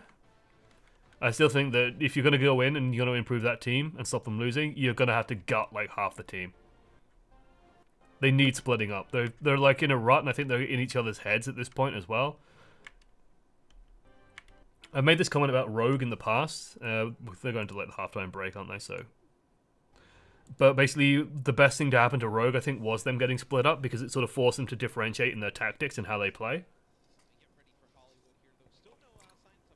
And it's just like a good growth for those players, because I think if you just stuck Rogue together and just made Rogue continue playing, it would just be dive, dive, dive, dive, dive, dive, dive, and they would just be stuck on what was working before, which is not good.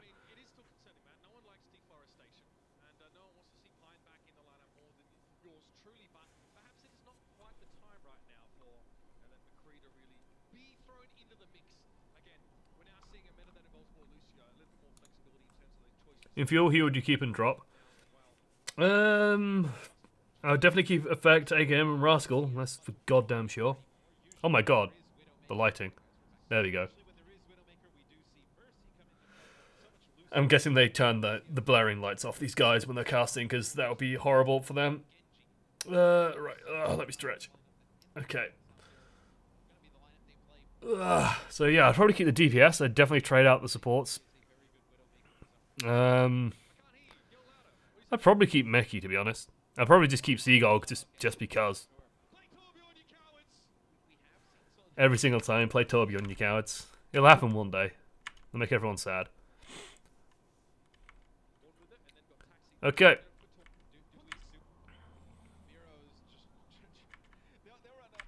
Right, the worst thing I think to do to Dallas would just be to replace them with Koreans, because that would just literally burn everyone who supports that team. So I don't think you can do that, but if you want some wins, that's the best way to go about it. Interesting team comp.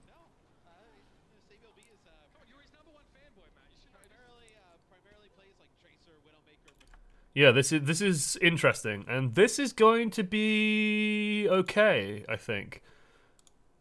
Depending on how good Sabiobi is at it. Like, I'm guessing this comes off scrim logic. The Hanzo is an interesting choice. Hanzo on first here isn't too bad. Oh, that's a beauty of a hook, though. But basically, what the Hanzo gives you is, like, I don't like this angle too much, but I'm going to trust in Libero's judgment that this is the right thing to do. But the reason why I don't like this angle too much is the power of Hanzo, in my mind, if the enemy is running this comp of the Hog plus Orisa. Hey. That doesn't even say a word. Orisa. There we go. So if you've got Hog and Orisa, like the value Hanzo gives is Hanzo can like blow up Orisa, no goddamn problem, and is okay against Roadhog. And to do that, you usually try and get the Hanzo set up on this high ground here. So then you can just blow up the Orisa, and then it's no problem. The value, of course, the comp gives you is the ball and chain combos. Very, very lucky to survive that one. So it's like, this angle to me doesn't give you the most bang for your buck in trying to set up those shots to kill one of these tanks as effectively as you can.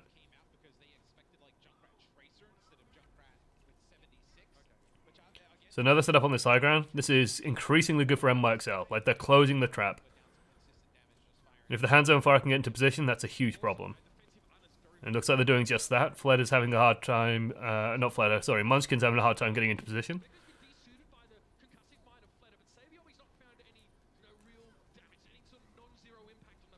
But yeah, like, the Hanzo feels a bit flat at the moment, and Sabiobi's Fire feels a little bit flat. There we go. But it's Hanzo, so he just fired an arrow into the cafe by the looks of things, and hey, gets a kill. Lol.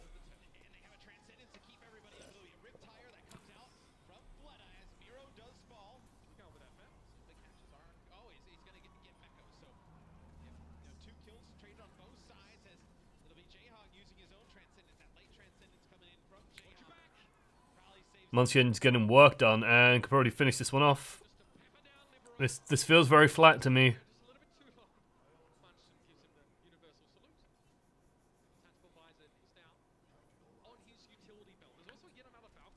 Rascal is better than AKM. AKM Soldier is better. Like, you can just keep AKM, put him on dedicated hit scan. The issue is AKM needs to learn, like, he needs to learn either Genji or Tracer.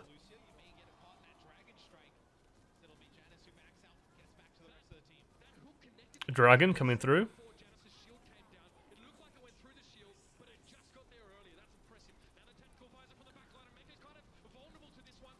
I don't like that dragon, to be honest. Like, I like the angle of it, I just didn't like the timing of it, is what I'd say.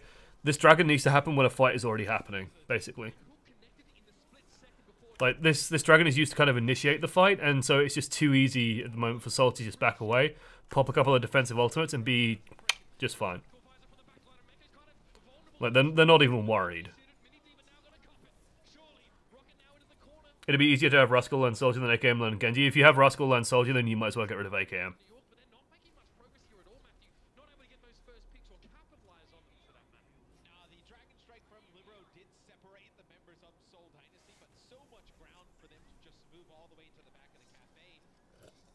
The central reason the one he'd better learn is Tracer? No, because generally, like, if you look at how often Tracer Soldier is run, you want that combo. So it probably actually would be Genji that you want him to learn. And I definitely don't think it's beyond him.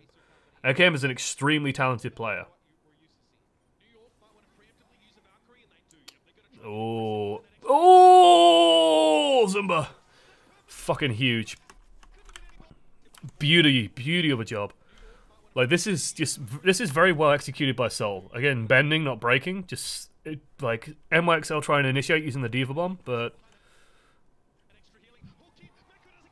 it's still not getting a huge amount of value each time.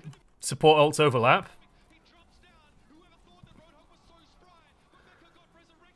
Beauty of a res, though. Instant DMAC by Fleder. Oh, got the Duke. He was there and then he was gone. Just did you see this fucking gorilla disappear, ladies and gentlemen? Holy shit. Watch Janus. Watch him just vanish. Boom. Where is he? He's not there. Oh, there he is. Oh god, he's back and I'm dead. Amazing. It's the way he just like vanished and then came back.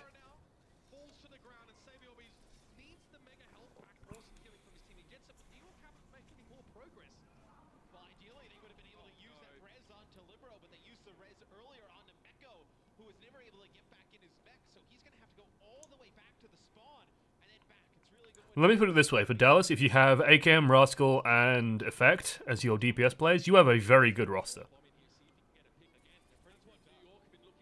You have a very, very good roster there. He's just biding his time. Oh, wrong target. Nothing is going right for NYXL on this round. Nothing at all. What have we learned, ladies and gents? What have we learned? I think we've learned the valuable lesson that picking Hanzo is a really shitty idea. Lol. Very good res by Arc. In fact, if I remember right, I think NYXL actually managed to take this. Yeah, they do. Oh, Libero! Libero, Libero, Libero, Libero. Yeah, it's beautiful. Arc saves the fucking day here. So much. Janet comes in and covers Arc. Arc gets the res off. Janus is back in. Enough kills to come through. Libero is uncontested in the sky at the moment because Munchkin's on the back foot. And beautiful. Farah still dies because it's Farah. But hey. This is maintaining communication on Dallas. Like, that's what it boils down to. They have limited tanks and they have no solid communication.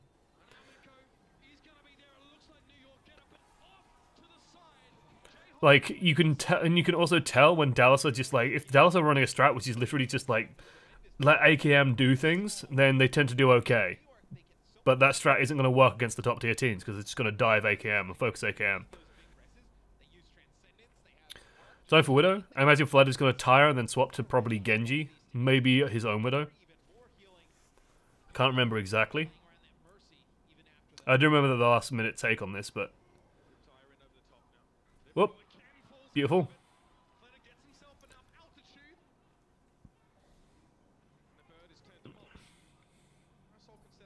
Seoul are in a great position. SEOULS swaps off the Widow onto the McCree. That's interesting. I don't know why. Maybe they're just worried that they're not going to get out of spawn, and so they want more instantaneous value than the Widow will give. Like, Seoul is just going to hold them too close, so Widow's not going to have any value. Especially if they do keep the Junkrat, but I don't see them doing that. And, like, Widow versus Junkrat is actually okay for the Widow. Because you can actually shut down Riptires pretty reliably, you can get a lot of value. So there, Fleder swaps. And, like, this is open field now for Fleder. It doesn't surprise me at all that SEOULS is off the Widow, that Fleder will just go for it. Because SEOULS is going to be useless against this Widow. Libero is going to be useless against the Widow.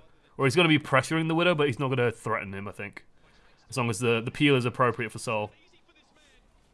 So yeah, I think Fleder's going to have open season and just going to shoot everyone.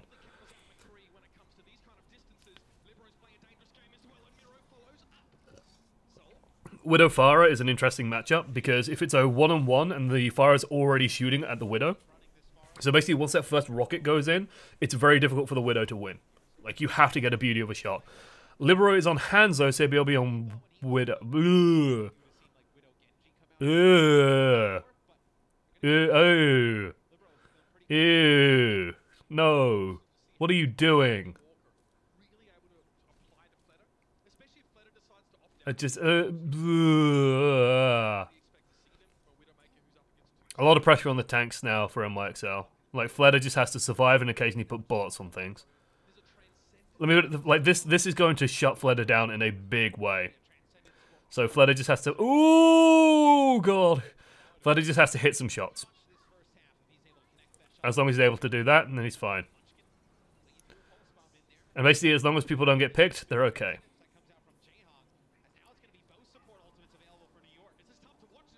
Like, it doesn't surprise me at all to see Fleder going all the way around the houses here. Fleder killed Meko there? Yes, good. Good. Jesus, look how bouncy this Winston is. No! Oh, we've been there, friend. Oh, God, he's got to wait for the shots to charge. Like, so this is, like, Fleder's Widow is spicy. I love it. I love it too much. That's a very interesting choice. To go, like, completely on the double sniper. Just notice how they went double sniper and just got completely boxed in and couldn't do anything, though.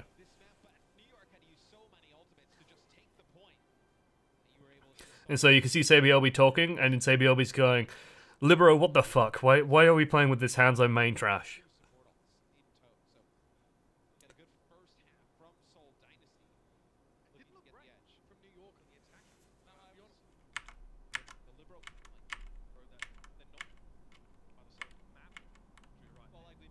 That was dubious, shall we say. Some interesting choices were made. Yeah, I think Libero's trying to force his hands a little bit too much. I'm fine with it I'm fine with it on Hanamura point A. I think that was a nice choice. Hollywood point A, I can definitely see it. I think it can work. As long as you play it correctly. But point B, when you already have a Widowmaker, I just think that you're going to let the enemy tanks run all over you. Triple tank with a Junkrat. Playing into a Farah, though. Straight in. Very clean movement. Janice is going to be in a lot of trouble if they're not careful. This is also going to make it difficult for Libero to get a lot done.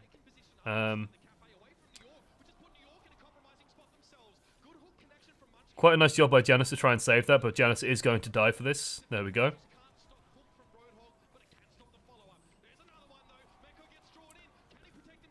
And Reinhardt's going to take that down. Should take that down. There we go.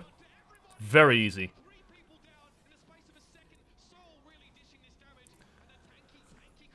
Okay, how do we beat this? How do we stop this working?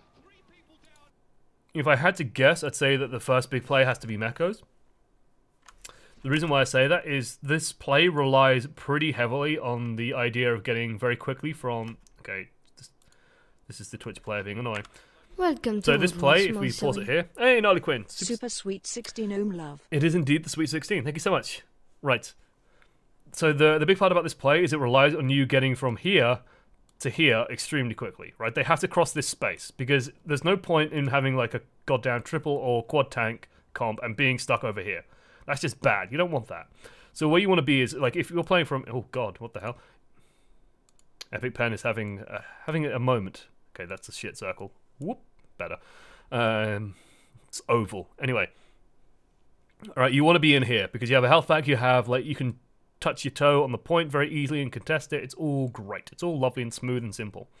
Where you don't want to be is stuck over here, because then you're just going to get spammed to death. So yeah, like, I think the first thing that needs to happen is, like, you use the Diva and just, like, shunt through it and try and disrupt that push as much as possible, isolate someone and kill them. The Moira here as well, I don't like... Why is Jonak on a Moira? I don't understand the Moira.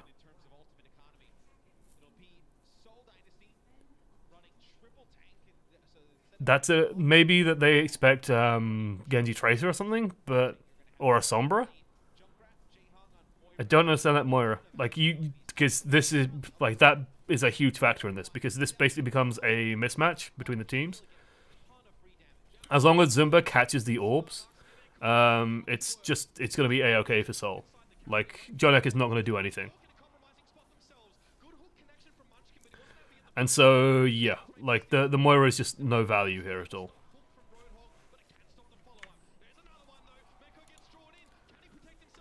So, yeah, this doesn't surprise me.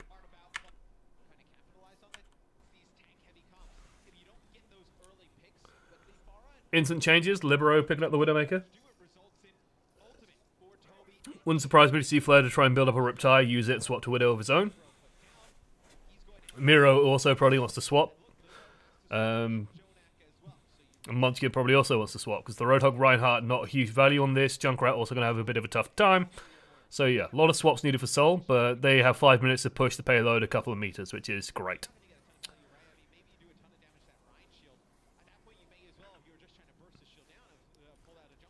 So Ryuji, like, even the coalescence here, like, Ryuji Hong also probably wants to swap off this Moira. Moira's not going to have too much value here.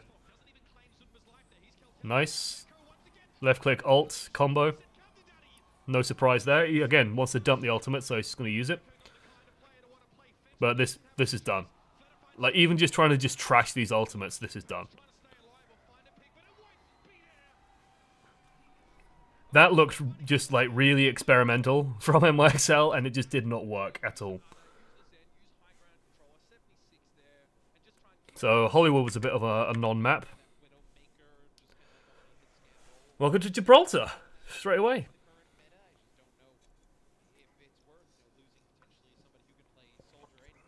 Can I say I hate Dallas's holds on Gibraltar? Something fierce. I know chat's been talking about Dallas all night, but my god, do I hate that Sombra defense so fucking much.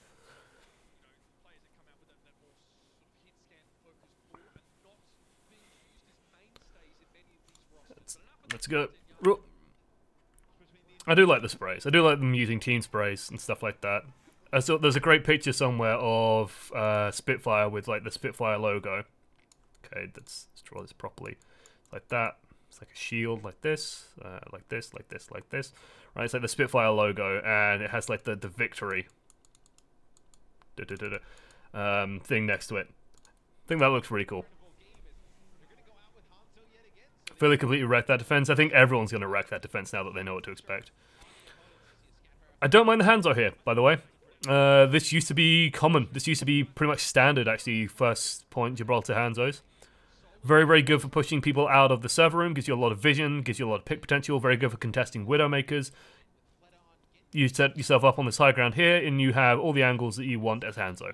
This is one of those few locations where he really can be quite powerful. And like in a pro level game, I don't mind it at all. Because what you can do as well is when you build up that ultimate, which he almost has, jeez, you just fire the dragon into the server room and you basically win outright. So like there's a lot of utility out of the back of this, but it just looks like they don't even need it. Like they're just getting shots in, getting picks. Seoul Dynasty seem inactive despite playing Genji Tracer. They just don't seem to put pressure on anything and they lose. Seems poor target choices, if I had to highlight one thing in particular. Like they needed to just get on something and kill it faster, because NYXL have a better team for just poking away. Munchkin ends up eating an arrow, and that puts the end to that defense.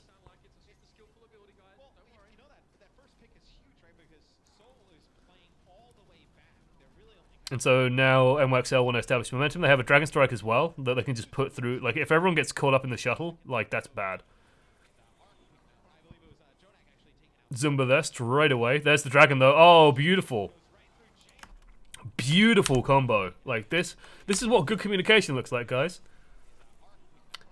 Ryuji Hong gets dropped to 1. Sabielbi calls for a Dragon Strike. Dragon Strike is literally there just waiting for Ryuji Hong. And they commit the Dragon Strike for him, which is perfectly fine. Like this puts Ryuji Hong so much on the back foot.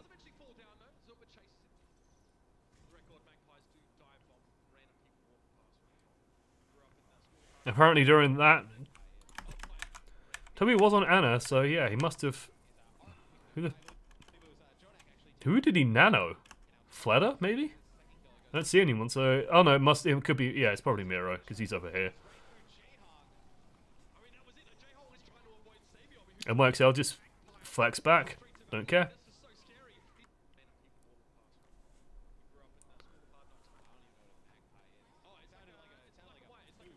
What's the reasoning on Ryuji Hong being on Zen? Because he's a better Zen than Tobias. And Zenyatta is very, very key to a lot of how this works now, these days. So, like, in pro-level meta, Zen, Tracer, and Winston are probably like the most high-prio heroes. Very nice way, Mano, to get that. This is now snowballing slightly out of control. Support ults come through. A little bit later for Seoul, which is a small advantage. If Seoul can stall this out so Fledder comes back, they could be okay, but I think Mano would just cut him off regardless, so... Like, Mano's actually in a game, like, a point-winning position here. Because Fledder can try with his Dragon Blade, but even if he does, he's just going to get pushed around and lose. So, Seoul don't actually have resources here to be able to win this fight. Don't like this at all. Probably wants to swap, actually. Might go to Widow here. Yeah, like, as Mr. X calls out. The only reason you use that ult is to swap. So yeah, there's the Widow. Right.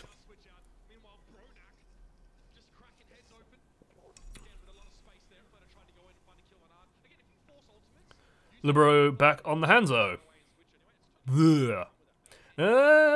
Here it could be okay, but I think there's just too much high ground for the enemy to stand on that minimizes its effectiveness. I like the corner checking. I like the fact that they're looking for Munchkin, making sure that he is not going to just pop up behind him with a pulse bomb. That's very nice. Clean. That Ana positioning. That is not... Ooh, I don't like this at all from Toby. Toby's in so much trouble here. Yeah. Does not surprise me at all that, like, he died there. Does surprise me a lot that Seoul don't, NYXL don't convert this into a full fight though. Like, this is, I think, a moment where you trance and try and push. Instead, doesn't happen. So this fight is done.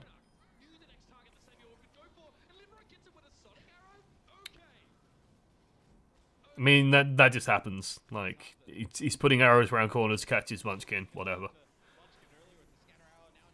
That's a Nano Winston. That's definitely a dead Hanzo. Miro should be okay.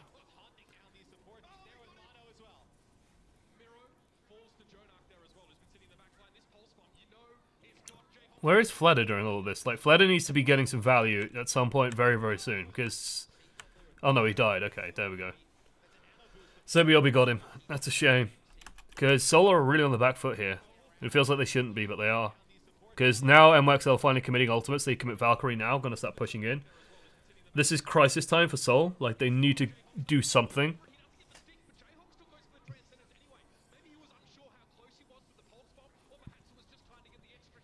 I'm fine with that trance. Like, that was needed. I don't find that even remotely dubious. This is, like I said before, this is crisis time. They have to hold. And NYXL are in a really strong position. Hey! Don't have a meme for you, so I'll just say thanks for all the enjoyable streams. Look at it's the dankest meme of all. It's the politeness meme. Thank you so much, Poe, for the 3 months. Enjoy your new badge. Enjoy your shiny new icon.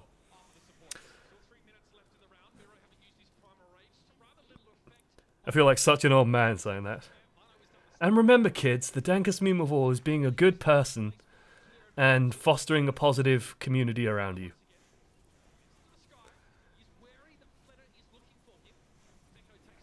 It makes me laugh that Overwatch League has banned Pepe. It's just, it's a surreal world we live in where a cartoon frog has been, like, purged. Oh, Sebiobi. Don't get me wrong, I get why they did it. It's just, it's a surreal situation to even be in. It's surreal. It's an even surrealer situation knowing where that character comes from. Like, how weird it is. Okay. Jonak is still holding on to... Oh no, it's a different trance. Thank God, I was going to say. Why does Jay Jonak still have a trance? I like the fact that Libero's on an actual fucking real sniper, for a change. Instead of playing Hanzo, he's now on Widowmaker. He has seen the light! Thank God.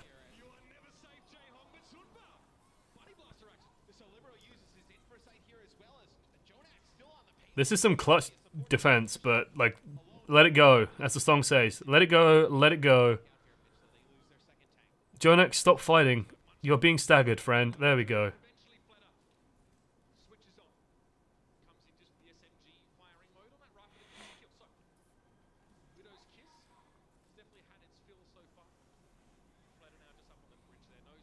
Oh no.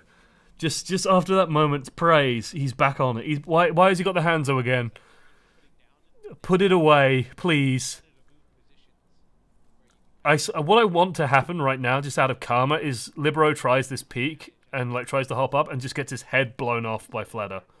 Like, please. Okay, no, you stood in a sonic arrow, Fleder.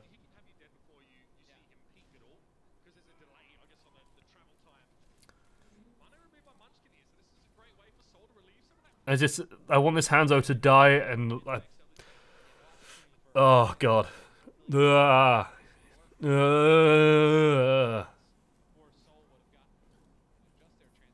it's annoying. It's a really annoying threat for Vlad to deal with, because he has to just constantly worry about this Hanzo popping up over there. But that's literally all he's doing. Can even see him trying to lob the venom mine at him. Just try and catch him with it.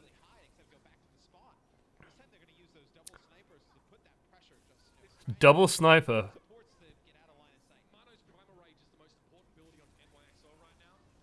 Ooh, good job by Mano to survive that. Like, very nice reads and just good dodge. Oh look, Hanzo's dead. Oh look, Saberhelby's dead. I don't rate this. I do not rate this at all. And I know the result of this match, but I don't like this. I think NYXL have made a mistake. They've done themselves a silly move. Going, guys, let's play double sniper. This Hanzo purely for Sonic Arrow to find. No. So what the Hanzo does, okay, think about how valuable Fleder is here. Okay, how powerful Fleder is when he's in this position up here, like behind where the scoreboard is. Fleder is extremely dangerous here. It's very difficult to reach. The thing that is going to be difficult though for Fleder to deal with is the Hanzo gives you a threat that exists over here in this part of the map. So what Hanzo can do is he can climb up over here, pop up, and then just fire a scatter arrow down. And so what will happen is if Fleder is not paying attention to this, it's the easiest shot in the world for Libero. Like, if Fleder isn't actively dodging away from this, it's a very easy scatter arrow. It's even an easy normal arrow to just land the shot and kill the Widow. It also means that Fleder can't be over here because, again, pop up, easy scatter, and then it's just dead. Like, that's a dead Widow. So it means that Fleder's attention all has to be over here.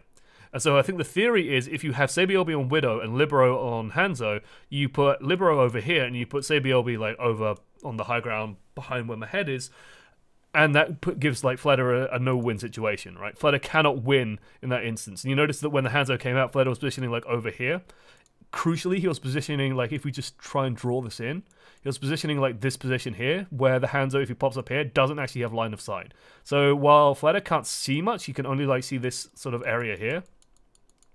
He's actually safe from the Hanzo. So he can still kind of contest anything coming from this side, and still try and contest things hiding around the payload, but he can't actually do his job. The issue with the double sniper is Miro's much freer to do what he wants, Zumba's much freer to do what he wants, Munchkin's much freer to do what he wants. So it's just more on Fleder just surviving and just existing, because then Libero has to try and play to suppress Fleder, and so it just keeps the game open for Seoul. And it's like, if they don't kill Fleder, then it doesn't really matter running the double sniper.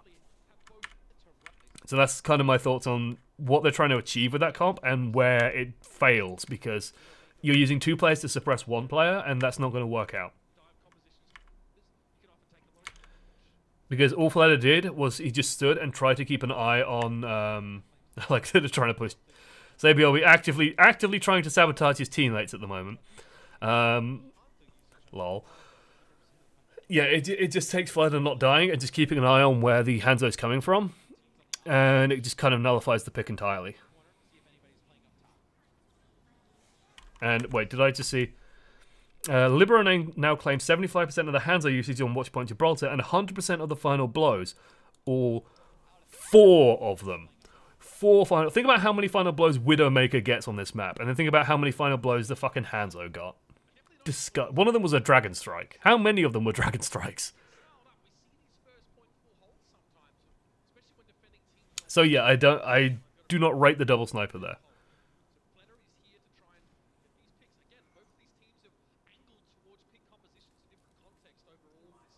Okay then. Much more standard out of Seoul. I remember watching this and watching the crouch spam and thinking that this was fascinating because, like, I think this is a sign of someone who is slightly bored and trying to just get a little bit of a peep. Like, I think maybe if like they have a counter sniper, you can kind of see the high ground. You kind of get a peek at the high ground area here. So if they have a Widow, it's a little bit safer to do that. Because I don't think he's trying to taunt the enemy team with like a teabag. I think he's actively trying to just get a peep, get eyes on, but there's nothing to actually get eyes on, so it doesn't matter. One was around a Sonic Arrow, one was a scatter into Stairwell, yeah. Hanzo. Again, like this is completely my mindset between like Hanzo. Why would you ever want to learn Hanzo when Widowmaker exists?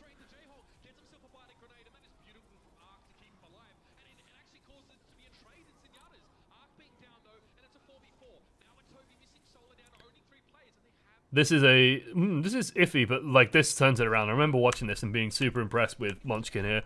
I'm like really unimpressed with NYXL's supports.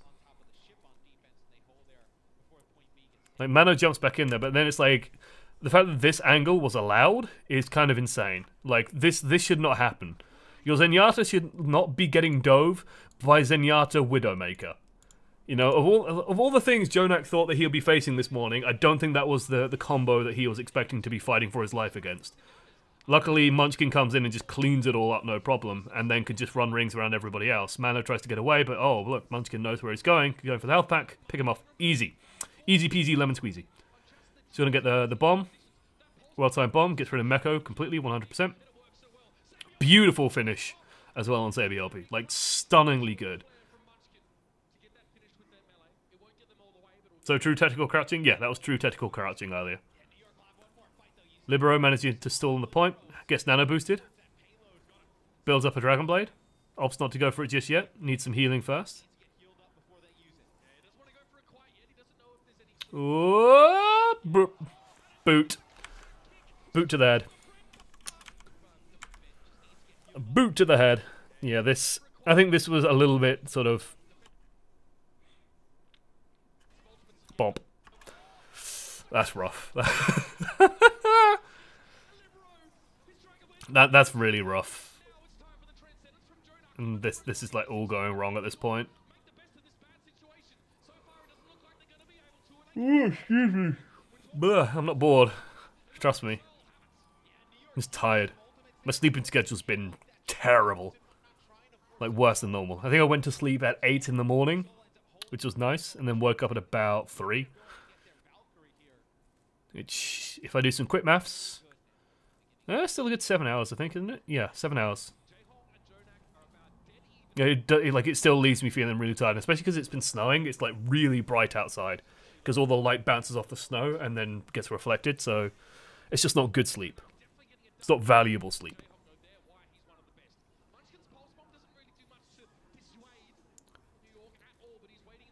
So I just want to keep the momentum rolling, and they're doing it as well. NYXL's been scrambling on the back foot for ages. What was that ult from Mano? Was he focused? Yeah, he was. Okay, he just gets a bit focused and ults. Bounces back, gets healed up, goes back in, tries to find anyone in the side room. There isn't anyone there, and then comes out for Fleda. Fleda just backs away, just fades away. Josh is a vampire? Oh, yeah. I hate natural sunlight and sleep in the day. It would literally be the least inconvenient thing in the world for me to swap to a full vampire schedule. Literally, going to the US for me is honestly liberating because I wake up at like 8 AM. Like, it's genuine, like, genuinely exists on American time zones. It's bizarre.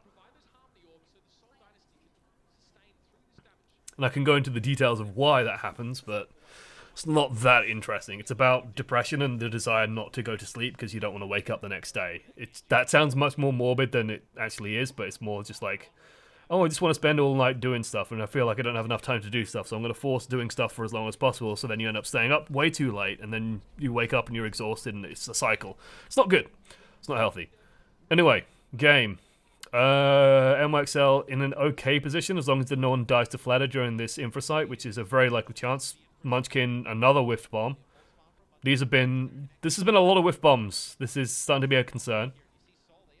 Libero could be the turnaround here. It depends how confident they're feeling on Seoul's support ults, and I think they suspect that Seoul have two. Ryujia Hong getting super pressure though does go down. Very nice. This should be go time for Libero. Like, look at Ryujia Hong's health. Jesus. And now this is really crunch time. Do they choose to try and like fight for this point, or do they let it go and set themselves up for third? They're gonna try and fight. And again, the boot. What kind of vampire? The last time I did anything related to Vampire the Masquerade, like the Masquerade, it was Toreador, because I like the Toreador style, but being honest, I probably end up being more Ventru. Although I've always loved the La Sombra power set and like everything to do with them. It's just a shame that they're Sabat arseholes. Very nerdy conversation, but Seoul just cleanly win this one. Like NYXL throw a lot and trying to stop that happening, but yeah. Feels bad, man. La Sombra, yeah. That La Sombra. Same origin.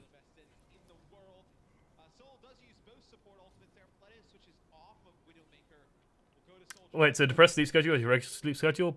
Usually I try and make it so that I go to sleep at about 5 in the morning and wake up at about 2.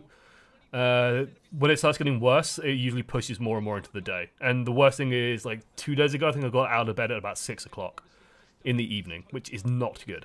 Because you feel terrible at that point, because you wake up and it's dark.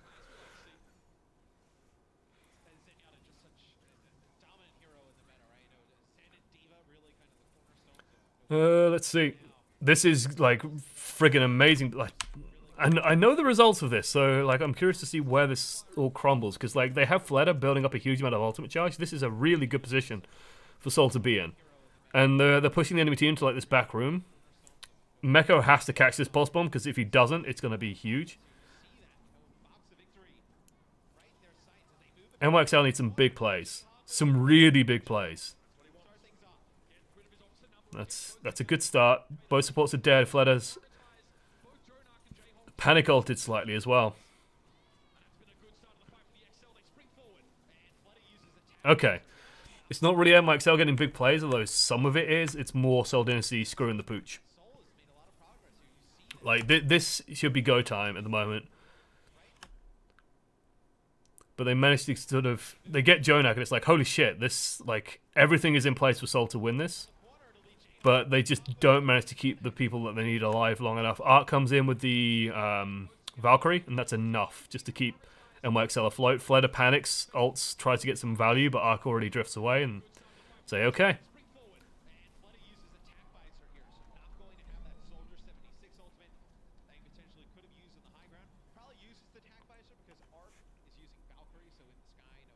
Also, I want to play Bloodborne. I've been playing Bloodborne again.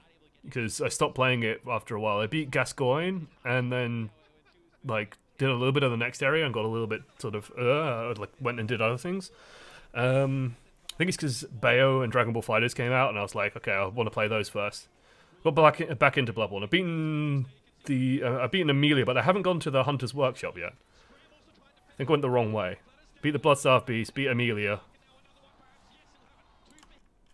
But I need to go and do the Hunter's Workshop or whatever it is. The church workshop, because I didn't notice that that door had opened, and then I sort of was like, where am I going? And then, oh, there's a door here, okay.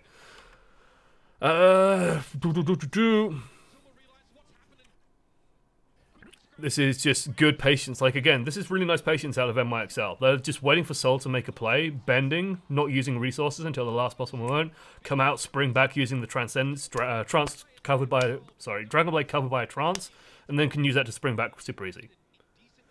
If you're not killing things with the wheel, you're not playing the game properly. I don't have a wheel. I'm using the threaded cane, actually. I'm having a blast with that thing. It's awesome.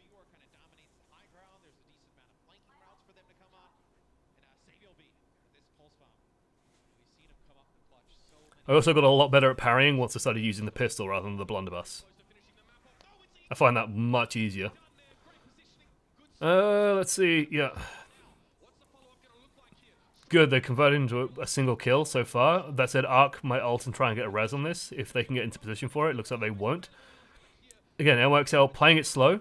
Seoul are making plays, but NYXL are just playing like super passive. Everyone's just like peeling back, except for say Biobi. And then they just set up a weakness. Libero. Jeez. Was that just damage amp on Genji? I think it was. Yeah, Arc ult. So now that it's like, okay, I think Mano's come back out. Arc Valkyries just holds right mouse button on Libero. And Libero sets himself up for some kills. Very nice.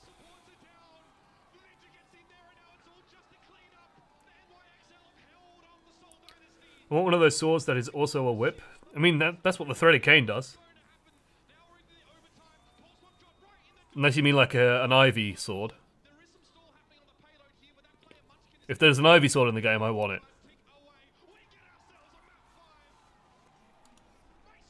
There we go. Like, that was sloppy as hell at first from NYXL, and then they just sort of got really efficient and just sort of countering the plays that Seoul were making. Like, Seoul were making plays, but they could never get enough ground to actually convert it into a huge number of kills, and NYXL was surviving long enough to get the reinforcements back, abusing the faster respawns, and got value. Really nice. I like the Puzzling Stone Sword from DS2. Yeah, that's kind of an Ivy sword.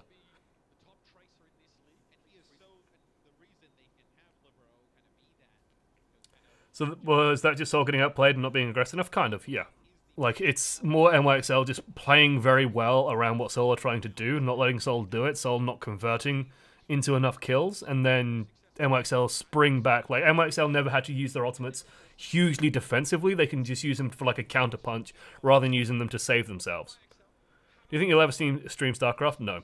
I had enough when I was playing StarCraft ages ago. Single player, sure, but like multiplayer, no. I had enough issues with sort of like ranked anxiety and ladder anxiety in that game. I don't need to stream it as well and feel terrible. And it's a bit of a dead game. Dead game.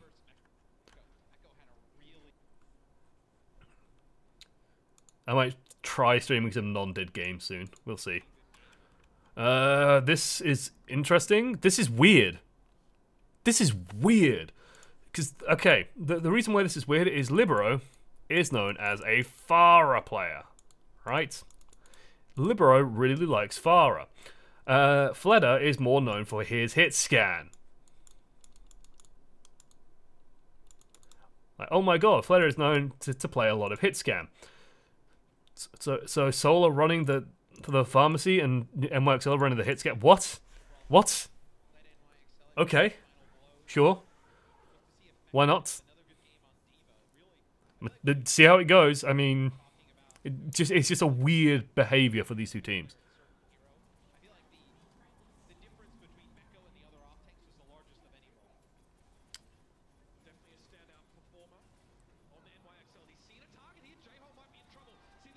Oh. Okay, let me get my bearings, because I think Ryu Jae-hong ends up in a really Ryu Jae-hong ends up in a really stupid position. I just wanted to double check that indeed, like, this way is NYXL, this way is Seoul, right? So this way is where Seoul need to be safe, because this is their spawn. And somehow Ryu Jae-hong ends up coming all the way through here, facing this way, so he's looking this way, ends up in this position here, and it's just like, oh, have a free Zenyatta. NYXL position correctly, avoid getting rocketed on, so they just take control of like the gazebo, and they're fine. And then it's just like, and then you're just gonna see like Zenyatta just back into the team. Like, they're just looking over here, it's like, Mano just drops down here, pushes Ryu Jae-hong at the back, and it's just like, oh, there's some free supports. Thanks. And now that both supports are dead, they can just do, like, anything they want.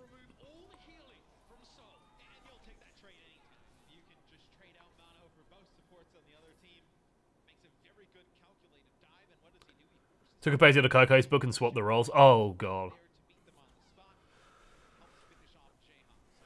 I don't know what.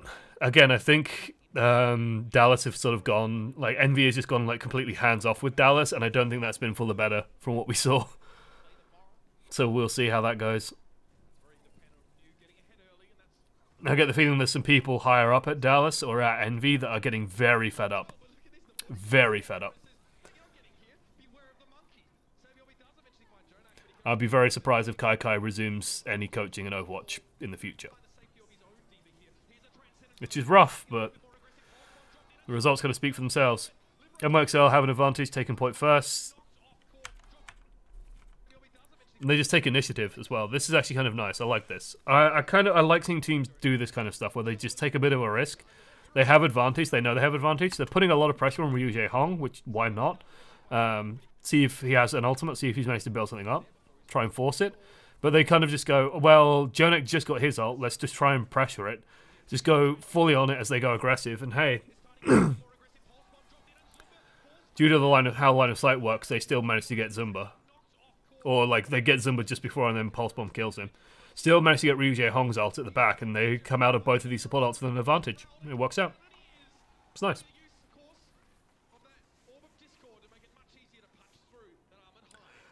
Speaking of swapping roles, could you analyse the ruins map between gladiators and outlaws? Ooh, not tonight, definitely. My voice is starting to go, like I'm noticing it. The thing you got to remember about probing the many is it's me talking solidly for about 3 hours. It is quite intense. It's fun though, I love it. Seoul? Like, Seoul are in a decent enough position here, actually. It's rough because they're going to have to commit, like, everything they have. And it needs to kind of be perfect. Like, Miro has to isolate whatever he can isolate. The sound barrier has to be perfect, and Fleda has to get some good kills.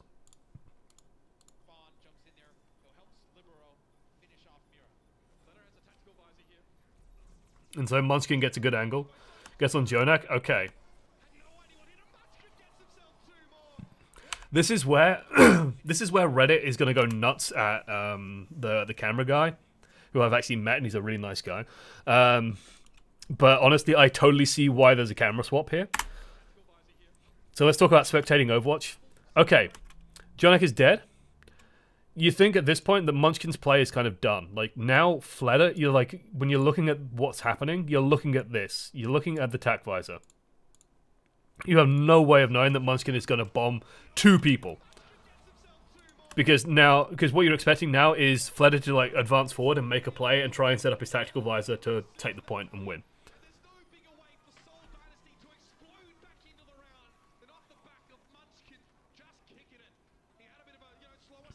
And so they get the replay of it anyway.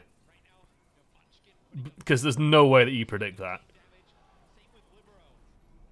Someone who works in a call center, I know that voice pain very well. As someone who used to work in a call center, I know your pain.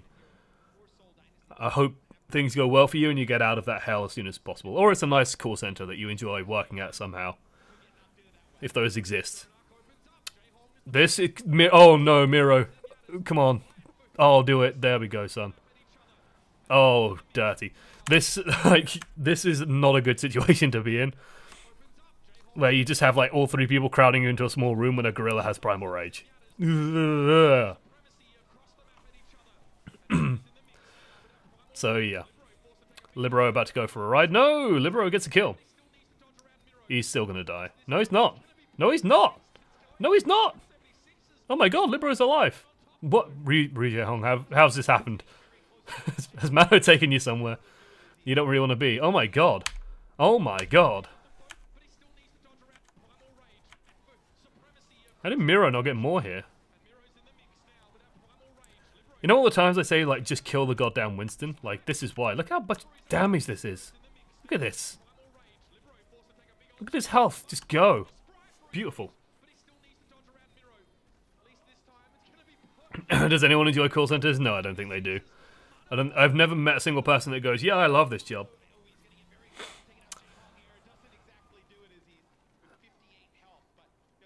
Okay. That's really bad for Seoul.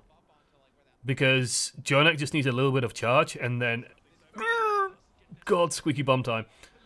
Oh, Libero though gets a kill. Oh, that's huge. Like, they needed that ult. They needed that ult. Libero goes in for a visor. That's a little bit bold. Oh, Toby. This is a boop kill on D.Va.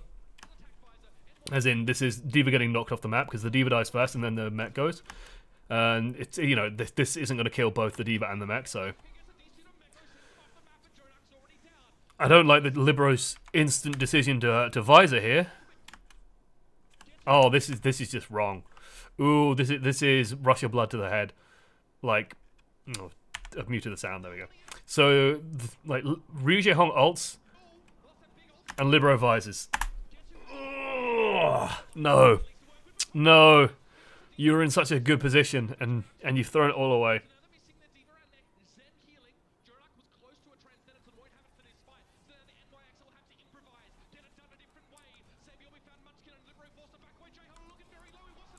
Ooh.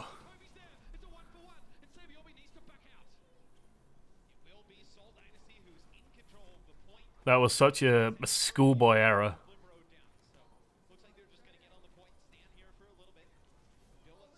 Toby needs to play very carefully. They're just going to go super aggro. Not the biggest fan of this. Yay. The reason why I'm not the biggest fan of this is, like, you have the point, you have control of the point. I guess they are nervous because, like, Ryu Jae-hong died, so they have to be a bit careful, but they still managed to trade. Like, Libero is dead, so the main source of damage is gone. You have the support ultimate, and it's like, you don't actually need to do anything at this point. Like, let them do things. They commit visor straight away, and then they sound barrier to try and cover it, but Jonak just trances. So, like, NYXL aren't going to be making plays at this point regardless. They're just going to be waiting out the sound barrier. And Fledder's not going to get anything. So that just feels like poorly planned out in terms of ults that they want to use. Because it was too easy for NYXL. NYXL stopped 2 ults for the price of 1. And, like, that's just good economics, right?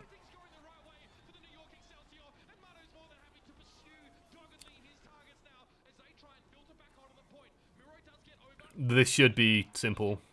Clean up. Bless you, Fledder. Bless you, Munchkin, for trying. Oh, the bomb. Oh, he got one. Oh, Zumba just instantly demeched.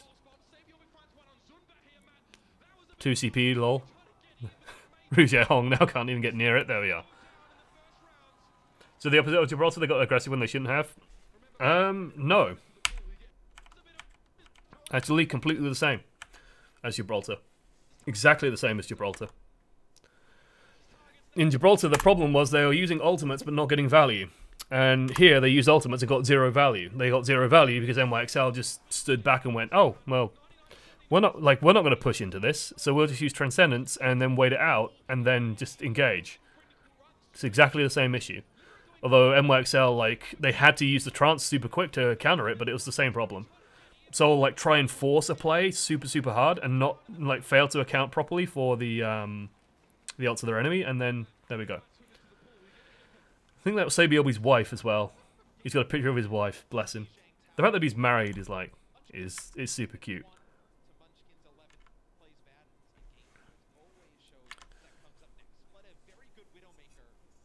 Sabio wife, yeah.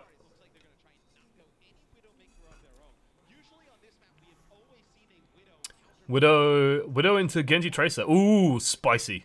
Spicy. The ult was used because I wanted to get aggressive.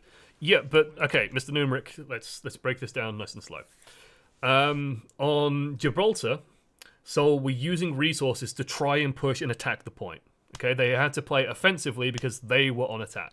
So they commit ultimates, they try and move forward a little bit, and all NYXL did was they just backed away, waited a little bit, and then re-engaged. On this point here, on Ilios, Seoul were in control of the point, they were on defense, and Seoul just went, okay, well, NYXL are trying to push in, we'll just engage. NYXL do exactly the same thing they did on Gibraltar. Seoul come in, use 2 ultimates, Sound Barrier and Visor, and NYXL just back away a little bit, use Transcendence, and then just wait it out. And they don't really do anything. Sabiobi tries to do 1 or 2 bits and pieces, but they just wait it out. And then once those ultimates are done, they go, okay, well, we were attacking anyway, and now you've just used 2 ultimates, we've used 1, we're just going to spring back in and kill people. And so it's the same problem. It is fundamentally the same issue that Seoul tried to make play happen, tried to force play to happen, NYXL deflected or just like stepped back, waited, re-engage, and won on the re-engage, which was huge. This is the power of Widowmaker, by the way. Damage amp Widow. Does he have the damage jump on when the headshot comes on Mano? No, he gets a body shot and a headshot. Mano lands with 100 hit points and dies. Like, this is, like, mind-blowing to me. Part of this is Mano's overextended and doesn't have enough cover. Like, he needs Meko with him to do this kind of stuff, because otherwise this kind of happens. When Mano is trying to engage, takes shot, takes second shot super quick with damage amp, and then just blows his head away. Hey, Don't mind me. Just picking up my favor motomed.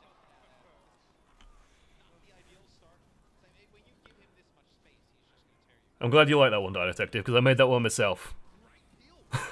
Oh, Jesus, Fledder. They're already dead. It's disgusting. That just felt like Mano trying to do too much on his own. Like, they need to cover him on his way in. Like, you need the Genji deflect, or you need the thingy thing. Because, like, a headshot from Widow with damage amp is ridiculous damage. It will blow tanks away. And Fledder's like uncontested until a dive comes for him. Oh, almost. Does have to be careful. Like I say, he's uncontested, but you know, trust no one, not even yourself. Basically, it's the name of the game here. Oh, beauty of a bomb. Poor Mercy.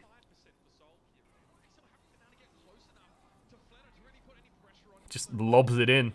Manages to get one. SEOULS gets one as well. Oh, and the Widow is the only one left. Very good.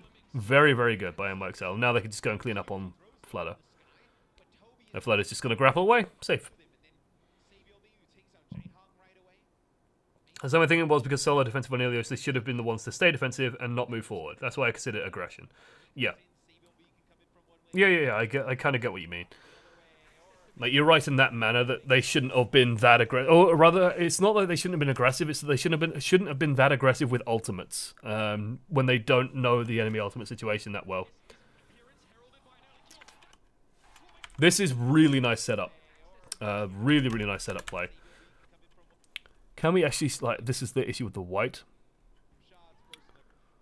Because SEOULS has to be somewhere behind. Like, he's somewhere in, like, this area. He's somewhere hiding. There he is. All the way in the back of the ruins. Just waiting. It gets a bit lucky that Fledder drops down. Because if Fledder stood up here, this wouldn't work. Or if Fledder's up here, this wouldn't work. If Fledder's up here, it can kind of work. But like these two spaces are much harder for Tracer to get to. So he gets a little bit lucky here and then just sets up. Gets the kill. Waits out the trance as well and done.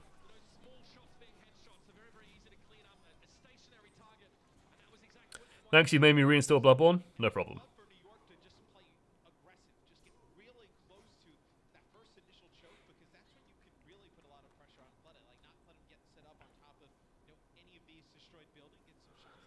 It's a fun game. That being said, I think I do still prefer Dark Souls. I like the way that immunity frames work and invulnerability frames work in Dark Souls and make you think in Dark Souls compared to Bloodborne. Whoa! Jesus! He got what? I have not seen that before. Like, I've seen good Widow jumps, but I think he just accelerates off this. Because the way that the Overwatch engine works on slopes, if I try and draw a slope like this, is that if you move up a slope, you decelerate, and then I think if you use like an ability that gives you acceleration, you just gain like ridiculous acceleration. So I think maybe like the Widow went to grapple like here, and then as they're going up the slope, let go of the grappling hook, which does like a kind of an acceleration, so it just like launched the Widow into the sky. That was mad. I'd like to see Owen play Monster Hunter World. I'll probably get it on PC when it comes out. I didn't want to get it on PlayStation because I don't use my PlayStation that much.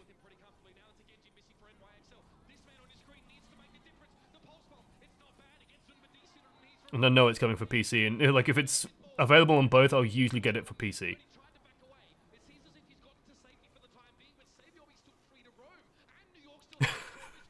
I've just seen Mollibendium's fucking emote that I find far too amusing.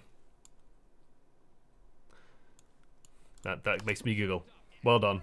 Well done. This is very well executed by NYXL. The big thing that NYXL are doing so well here is they're positioning very far forward so that the Widowmaker has less space. And like they're constantly having someone set up to try and stop Widow. Because if you don't do that, then this is what happens.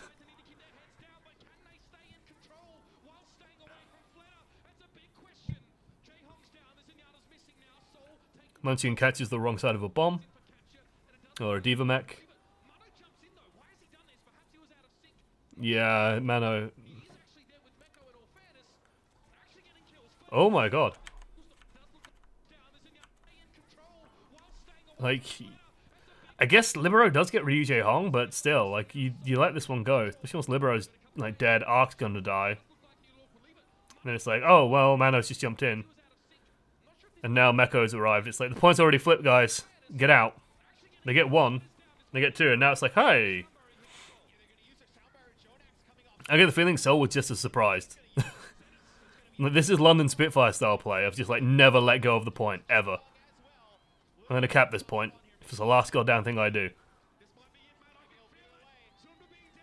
Like, look how quiet Fleder is during all of this as well. Like, oh, because he died. Yeah. What killed him? Sabiobi just went and killed him. Nice. Very good. Very well done. Might be more a positioning issue for Fleder. If Sabiobi can get to him and take him out.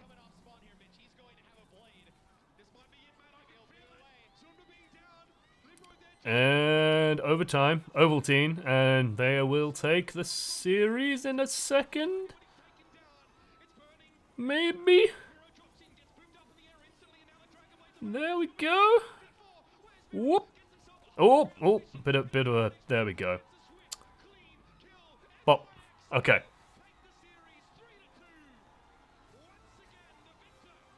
They're so happy about it, and I don't blame them. That was very well played by these guys. Very well played by these guys. Biggest things I would say is like NYXL's ability to just soak ultimates and like not die. Anytime Seoul were trying to get something done, NYXL could fade back and then just come back out was super impressive. The biggest concern I have for NYXL is this. They should try. Like, I like it where it's been proven to be good. I am less keen on it, and it's, like, at points where it's like, let's try and play double sniper while we're still struggling to get around the first corner. Like, that just doesn't seem sensible to me. Right, we still have a good bit of time, so I'm going to go here, and we are going to go here. I'm going to grab a drink quickly as well, so bear with me a second. If you're watching this on the VOD, lol, have fun. 'Cause I'm going to grab a drink. Just skip forward like 2 minutes. I actually should move this as well to somewhere good and then pause it so I'm not just rebroadcasting Overwatch League. So there we go. BRB 2 seconds.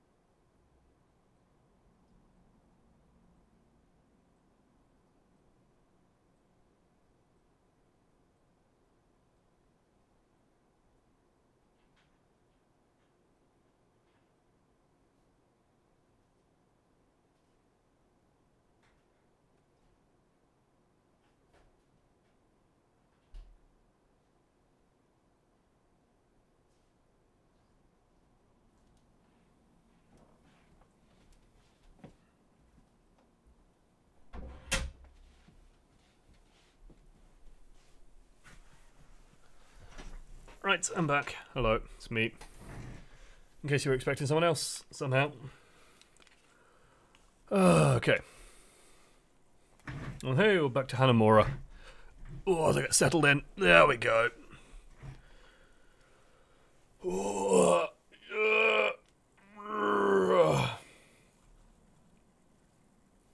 So much Overwatch, but so little time. Yeah, that's how I feel. I was watching some Mosaic earlier. Seeing my boy Big Chris losing. I was expecting Ryan. That would be surreal if Ryan just suddenly sat down. Hello. Wait, no. Hello. My name's Ryan. I talk very nasally. Nothing makes me feel more alive than when I'm one amongst the many. Mr. Newman, you don't have to... For God's Thanks sake. for answering so many of my questions. Loads of fun to hear different ideas and gain more perspective on these matches. Love. You're a lunatic. You're insane. And I appreciate you a huge amount for it. Because it's crazy. It's crazy in the pants. Right. I was going for crazy pants, and I said crazy in the pants, which is something else entirely. It's not quite what we want. Assault's the only game mode where Seoul have maintained a 70% win rate in both Stage 1 and Stage 2. Seoul, masters of this mode. I don't know what Ryan looks like, so it would be very strange. Really? Go watch his stream at some point. He's blonde. He's got black frame glasses, or similar. Well, he's got squarer black frame glasses to me. No facial hair. He's not man enough to grow it. Let's try and blitz through this one. Let's pause it less. Go watch Scrim Central. Yeah, we've got Ryan on camera now as well, so you get to see his face there. Jesus, that bit right. Interesting compound of London defensively running the Junkrat Widow. That's actually somewhat unique. Seoul playing more of a dive style though, so this should go well for London.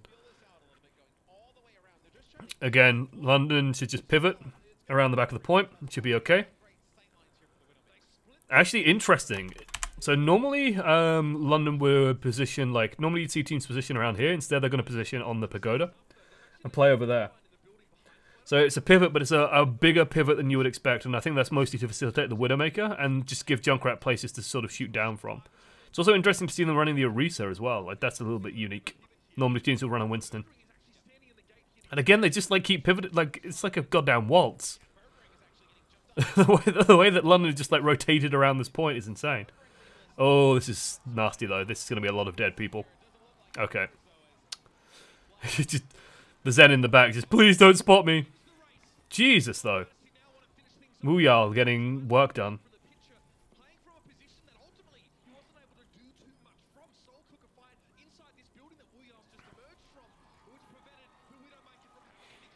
Yeah. And Sumba even gets a kill by calling his mech. Oh, I love it. I love cool mech kills. Just crushes Wuyal with his own mech. The value is real, guys. Okay, yeah, Birdring on Genji. Interesting that he's gone for Genji immediately and not Tracer. Because my question is, like, is Prophet going to stay on this rat? I mean, he has Riptire, so he's going to use it. Is he going to swap off it, though? Because he's already in spawn, so he could do that. Whoop! Whoa! Whoa! Gets him. Nice. Very clean. And then swaps to the Tracer. The versatility of the London DPS is ridiculous. Like, that's insane. So just to harken back when we were talking about Dallas earlier, you know, it's like, oh, well, they need AKM to be able to play Genji. Because you want to have Soldier Tracer available to you at pretty much all times. London don't give a shit. London could just play anything they want. It's insane. Seoul have a lot of ultimates built up, but Bedosin can catch whatever they throw at him. It doesn't surprise me to see Jessie going aggressive here, actually. Because he does have that nano. Can split up a lot of the team. So they want to use that nano, try and get some results out of it. And now it's going to be up to Bedosin to try and catch as much of this as possible. Flatter's probably just waiting. We are playing the stall. Here comes the trance for the stall. The issue with these stalling trances is that you don't often get kills out of them. And so this is just going to set up Flatter. Flatter being rewarded for patience, but gets shut down by Birdring. That's huge. How did that damage come through? Where, like, Fleta just gets chunked by something.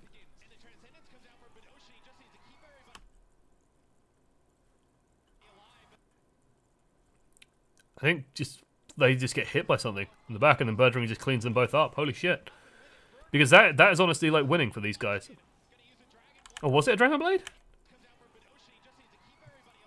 It wasn't Birdring's Dragon Blade, was it? No, Birdring draws it now. I was gonna say, surely not. And a grenade. Okay, that makes sense. Very, very nice. So this, like, that was a huge advantage for Seoul. Simba, oh bless. Yeah, that was a really big win, and just like good comeback. And so now they have to just take it steady, like just ride out the waves with the ultimate. I still don't like the fact that they still have the Ana, but I'm curious to see how it kind of works.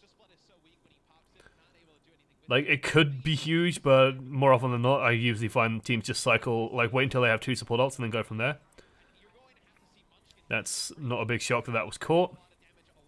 Like, there was the anti-heal grenade, but, yeah.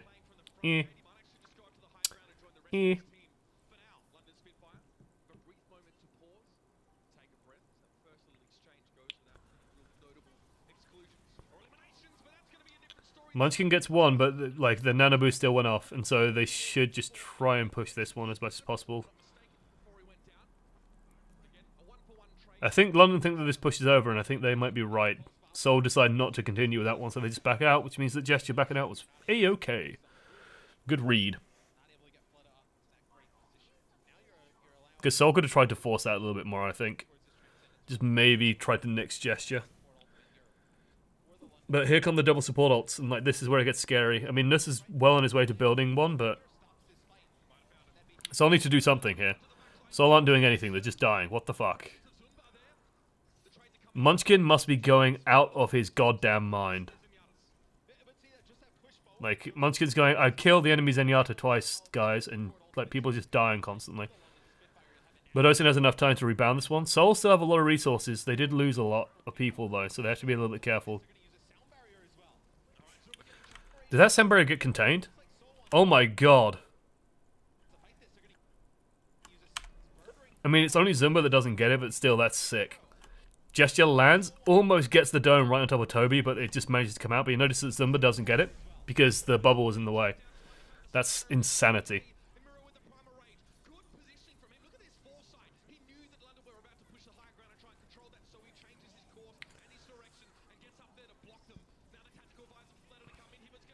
Oh, this is beautiful. Pity it doesn't work. Oh, really nice. Yeah, like this is Seoul just having more support ultimates than the enemy. Because this is a Dragon Blade being covered by a trance, so you expect some results out of it, but it just doesn't quite happen. And then the healing peters out, runs out. Discord orb is on, and hey. Done.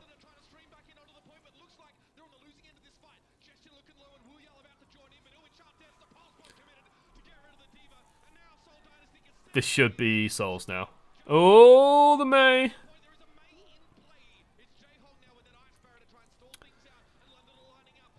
Oh, Moira!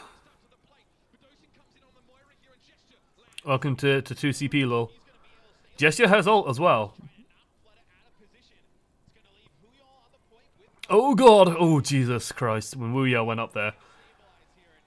Oh my god.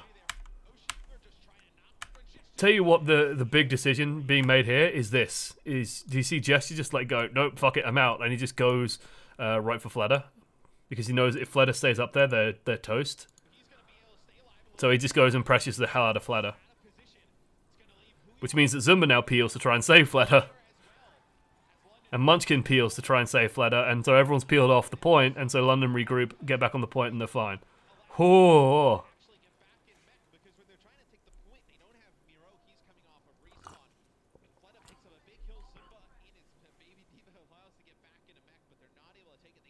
No, it's huge from Nuss. He comes out, then goes back to spawn when Mei spawns.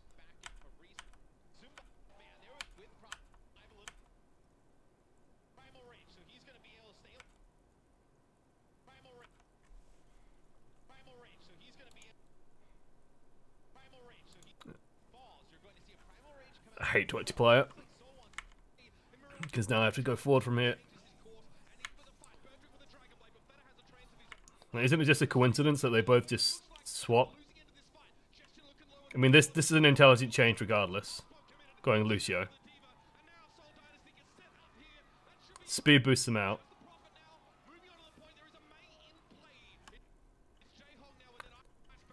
This is just good staggering. Like, that's just intelligent.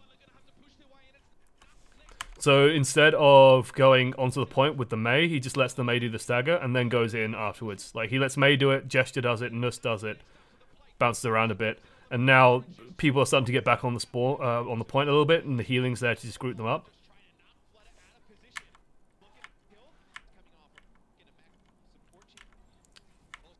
I take issue with the use of the word huge, but that's clever, basically. Okay. Prophet, can you do it this time? Last time you messed this one up. Oh! Ooh. Yeah. It's interesting to see, like, Zumba just charge in here. Like, this is the big moment on this. Zumba just goes in. This could have been an enormous pulse bomb, but...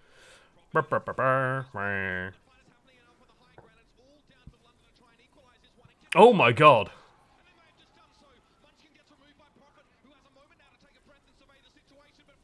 Fleder could do work here. Needs healing though. Forced off his heal point. Drops down to get the Zen to support him. Pitocin! Oh my god. Oh my god.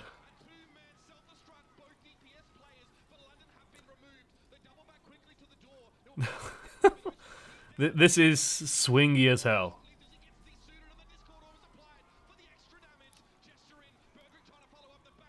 And now this should be the slow burn to death, but... Forward.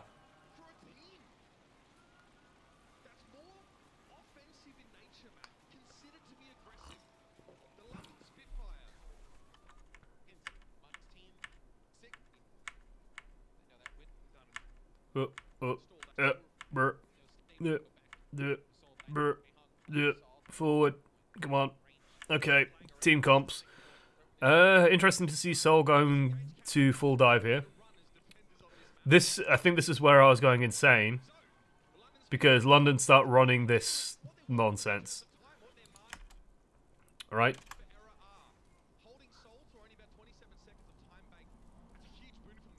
And then Wu Yao fight. Okay, no, it's not this moment, it's later. I was going to say, Wu Yao, why is Wu Yao on Hanzo? Wait a second, that isn't right. No, it's later. Or it's a different series where they run goddamn Hanzo Widow on Sanctum, and it drove me insane. And they almost got a third here, by the way. They almost get a third straight away.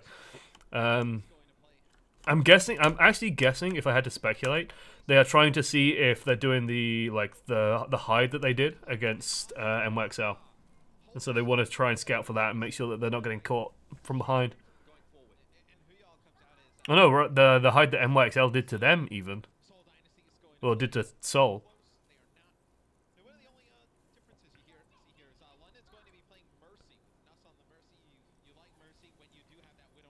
So yeah, they almost get a third, and then they're just going to counter dive. Ooh, that's huge, but just gets tickled by the Tesla cannon. Prophet's been doing better than Munchkin, which is huge, because consider that Prophet isn't even like the final form of London Spitfire's trade supply. And yeah, this is smooth. Like that. I mean, Seoul tried for a counter dive, and it just completely failed. Like, London just backed off, let them dive in, countered, and no problem. And Jesse, like, even managed to almost get a third. Just jumped on the point, waited, Seoul went on the back line, Jesse just jumps back, Prophet tries to come back. Perfect. Like, having Widow for second, at least on the first push, isn't too bad. Especially if you have that Widow Mercy.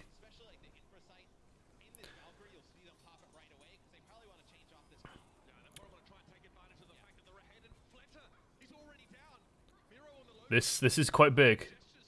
So again, they're trying to, like, they're doing the same thing. Like, this is the thing that I find differentiates London from everybody else, which is London just don't respect tanks at all. And it's so cool to see it time and time again. Where this is Seoul Dynasty basically playing for time. I'm going to change the colors because there's a lot of white on the screen, a lot of blue on the screen. So let's go for a lovely sort of magenta. Okay. So like the tanks are coming in. They're trying to just stall and push London back, trying to buy a little bit of time for the team. Wow, what's happening up here? Bit rate. Oh, no. Play. There we go, 99%. Nurse just instantly activates this ult, and then they just go for a pushback. Feather goes down, and you notice like Prophet is instantly putting pressure on the tanks. Tanks go back in for round number 2, but then Zumba just gets burned ridiculously fast. Because London don't think like most other teams. Most other teams will think super hard about supports and stuff, but London just go, no, we're just going to kill your tanks. And especially when a team like Seoul is trying to defend have their supports defend from the low ground, it's so hard to support those tanks. And like Miro's getting nothing done here. There is no value here at this point. He's pushed Birdring off, but like there's just too much on the point regardless. Seems like Spitfire is a KO version of Fusion. I wouldn't say so. Fusion are much more one trick and much more oriented about playing like the super aggro dive. London will just like do counter dive more often than not. They'll just let people step into their own mistakes and then just blow tanks up.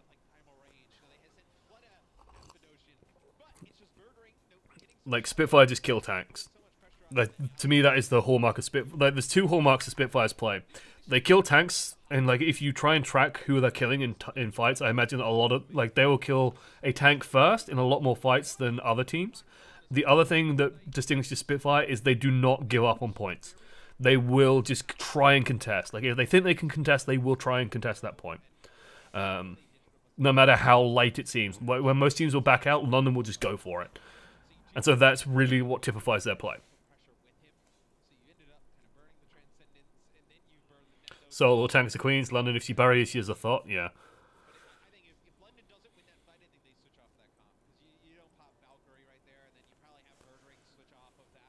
London going for counter dive also. Counter dive with Anna. And Seoul just playing straight dive. So let's see if Seoul like can do the same trap.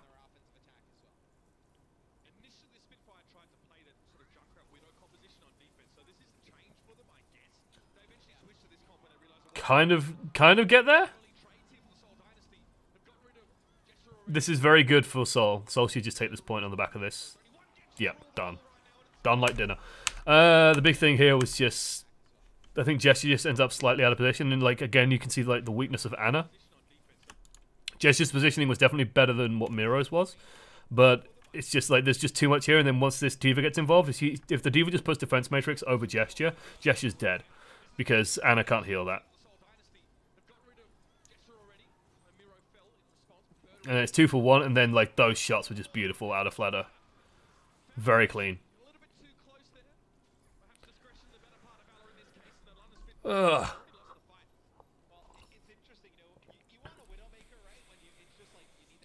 Birdring swaps to Genji. Swaps to Genji? Birdring swaps to Soldier. Okay, I was going to say, he was playing Genji. Swaps to Soldier and then swaps back to Genji. Goes, do I want to play Soldier? Nah, I want to play a super cyborg ninja. Okay. The nice part about that was that it was so like quick and clean that ultimate charges are still pretty even across the board. Like, the biggest weakness right now is that Birdring is, like, miles behind because he had to change, but he didn't have to change, he just did. Which is kind of messy, and a little bit of a concern, because they shouldn't be doing, like, they should know what they're playing on second in response to what Seoul are running. Beauty of a grenade. Nurse is ready to go, Gesture's probably going to get it, and, we'll probably just use this straight out to push this next push back. So, there goes Gesture. He's just going to go into the back line.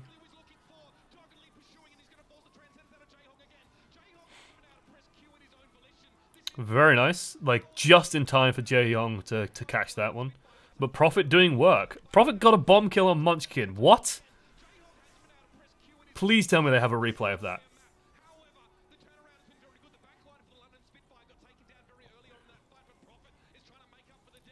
Never count London out. Because, geez.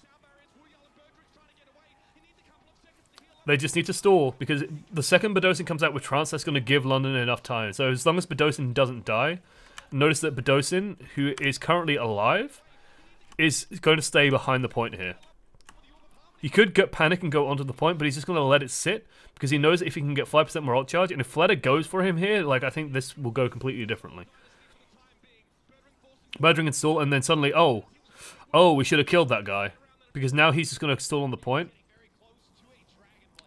And now it's given enough time for people to get back out and for the fight to continue on the point. Lima Senpai. One freaking year indeed. A long time.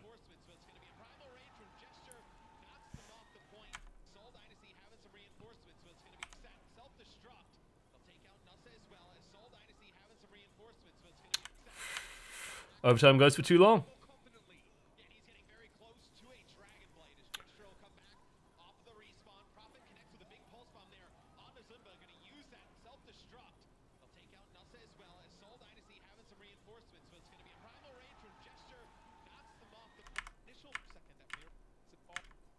Am I hallucinating, or did I miss Spitfire's first attack?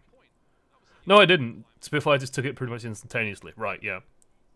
It's like, what? No, they ran... Yeah, did I miss the first attack? No, they ran Birdring on Widow. Right, yeah. I'm tired, leave me alone. It all blurs together. What? What? Who is this mysterious stranger? Look at this guy. He's got a cowboy hat and a pistol. Who is this strange man?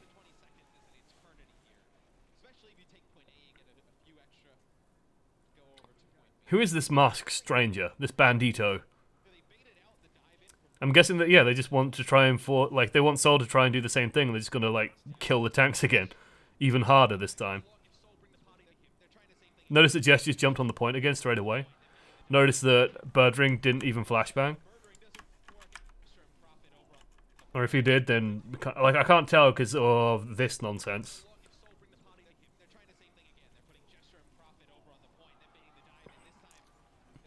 That's unfortunate. I mean, they took Miro out. Again, they've done the same thing as before. Managed to get the res as well. Mercy even gets out. Oh my god, Nurse. What a play.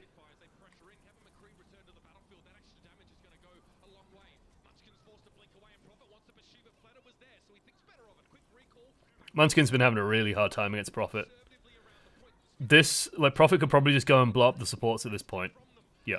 Does not surprise me that he went in for that. Managed to sort of mess with the Ana long enough, I think, to set Gesture up to confirm that onto Zumba.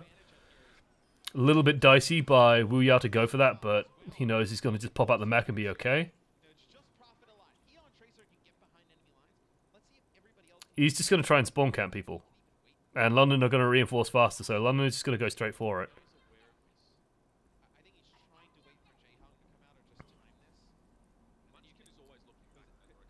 It's an interesting idea from Prophet. Let's see if it's profitable.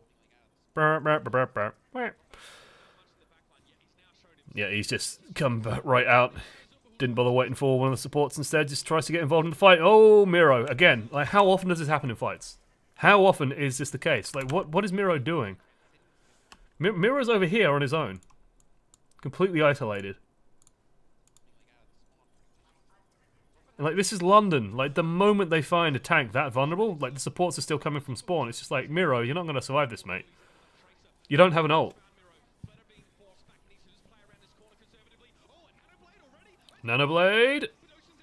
Trance. He can still kill people if he... Nope. Oh, hello, Gesture. What a god. What a god. Being fair, Zumba gives as good as he gets. Gets both supports. Still might not quite be enough here. Oh, Prophet's down. Oh, man. Zumba with the clutch. That's insane. As interesting as this is 2 AM, yeah, I am aware that, like, don't worry, the UK will swap to daylight savings or whatever it is in a week. I think it's on the 25th that we swap, so don't worry too much about that. He'll sync back up again. Well, Birdring has an ult. As much of an ult as Deadeye is. He's got to wait for the orb to go away. Tries to catch Miro, but yeah, this McCree seems dubious. But Prophet, like, it is giving Prophet space. Give him that. Birdring has felt so ineffective on this McCree. It's insane. Gets res, comes back in, kills Munchkin at least. So now they should just take the point. But yeah, Birdring is feeling like heavy weather. Like, he's been a bit carried at this point, and it's not really his fault. He's being doved a lot, he's being focused a lot, and that's more an aspect of playing McCree. The interesting thing is, are they going to keep it on this point? Like, Deadeye on point 2 can be pretty good. So we'll see. Oh, spicy headshot.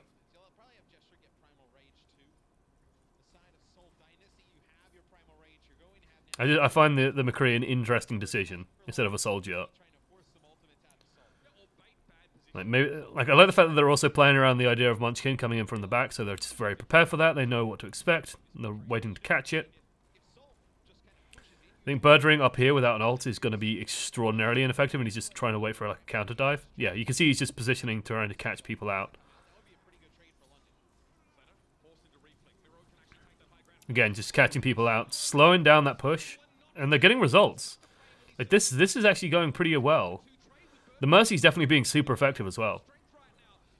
Like, the Mercy's getting so much value so consistently. Dragonblade, oh, stunned. Only gets one? That's big. That's 2 ults for 1 kill, that's not worth. Like, the McCree's just slowing down Seoul. Like, he's not killing people, he's not getting value, he's just flashbanging stuff and slowing down the pushes, and that's just value. Also seems like depending on Ana is always a bad call. I wouldn't say always. Like, there's a reason why these teams are running her, and like, all these teams are playing her. So they're playing a lot of scrims, and they're trying stuff out, and the Ana seems to be where they've fallen down.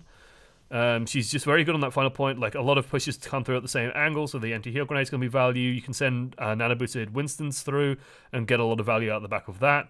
You can heal from the low ground and be very efficient.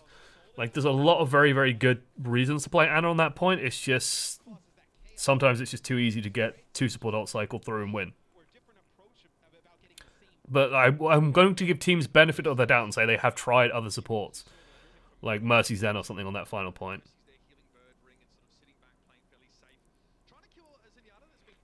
I'm not a fan of Nanoblade and Nanovisor. I am. Nano Winston as well is just very efficient.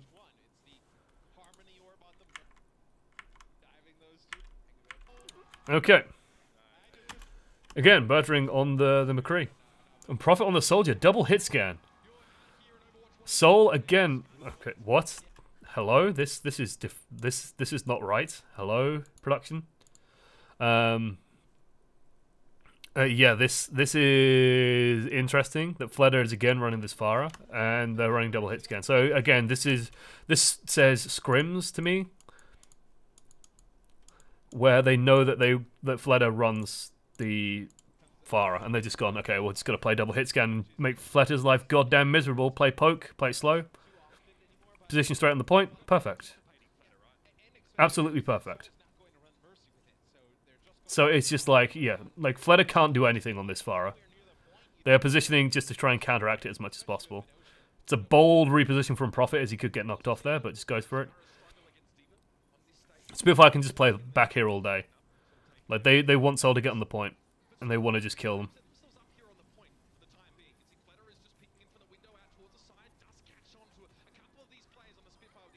And there we go, that's all they needed to wait for.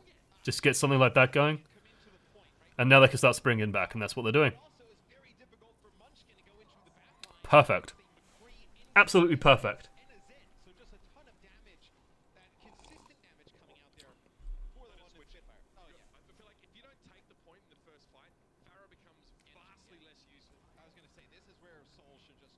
And yeah, like, the commentators just mentioned it, but the Farah is not going to be good coming out of spawn, especially into McCree Soldier when they have ults to cycle through.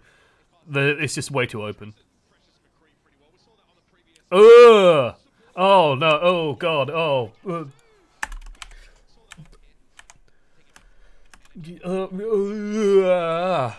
London. Why?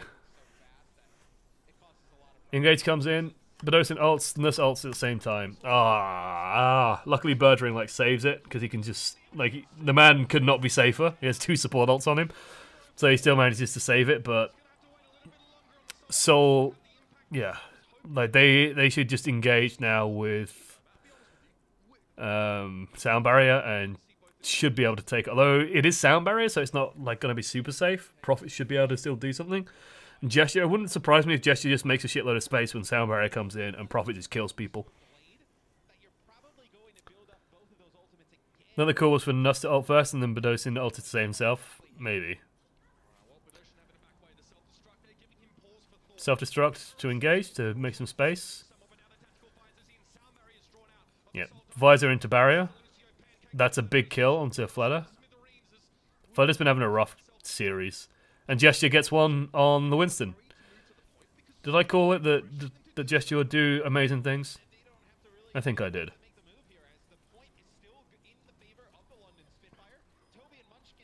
This is amazing. This is what impressed me when watching London. Like, aside from that double support layering, like, this is so clean. Just in terms of all the things that are happening and how correct it's going. It's crazy how clean this looks.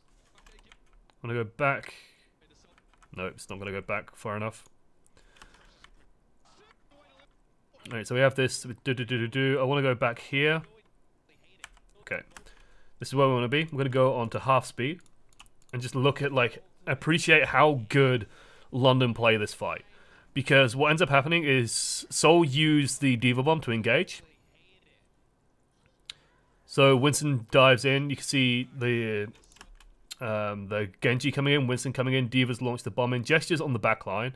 But at the moment, London just reposition. No one goes down to it. Wu Yao, I think, takes a big chunk of damage. But everyone's okay.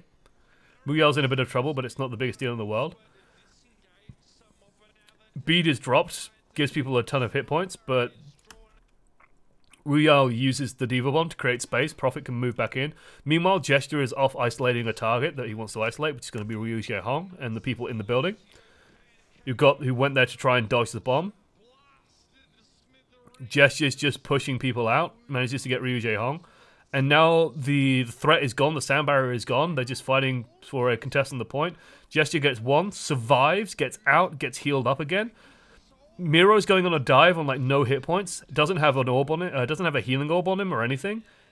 Doesn't get any value off the back of that. And now like the tanks have just barely overextended. They haven't got any presence on the point. There's like Seoul haven't taken the point. They haven't done anything of any real value here. Aside from like getting one support ult. No, they don't get a support ult. They get one offensive ult and block it. And it's just so crisp. Everything is crisp.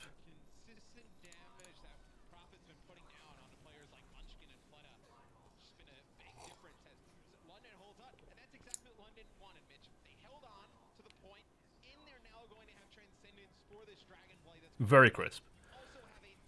Because now, yeah, they've got Deadeye. And they have Trance to cover it. Which is a nice combo to have. You can still die through it, but...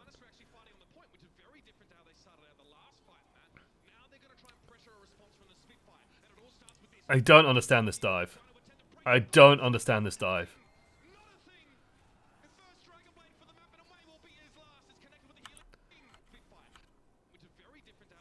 It's very strange to me that, like, the thing that Seoul have to sort of pay attention to at this point is it is overtime. They have to put pressure on the point. They have to get presence on the point. So they move on to the point. They have Dragon Blade and they have Trance.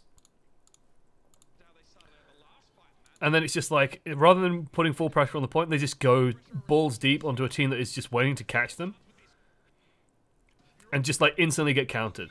Instantly get countered. And Ryu Hong like has to then Trance. They manage to get one. Prophet still alive, gonna visor and just win. And like nothing's gonna stop him. Oh no, the tank's gonna stop him. What do I know? But like this is not a good situation for Seoul.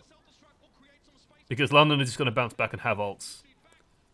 And I think London might just let it go, judging by what Nuss is doing. So Nuss is just holding on to it and just gonna back out. Survives, heals up.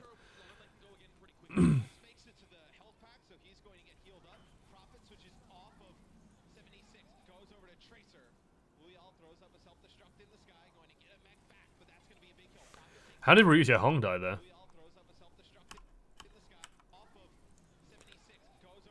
Zumba doesn't even, like, we see the Tracer, like, we just see, you see like a glimpse of Tracer over here. Like, Ryu Hong just gets no protection there, just dies. That's a huge loss.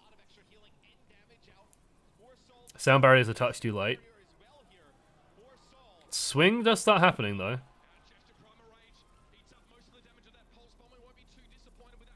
Gesture isn't like, oh, he might get Miro. He gets Miro, but it goes down, so it's kind of like a nothing trade. Birdring off the McCree.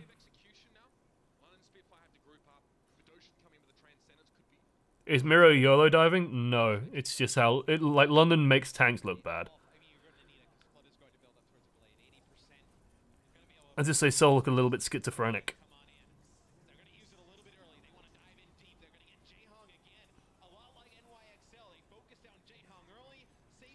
Just clean dive. Very clean dive.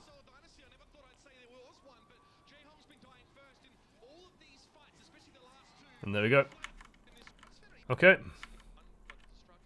We'll finish out this map. Such as it is. They're still running the far. Nope. Dive into Tracer Soldier.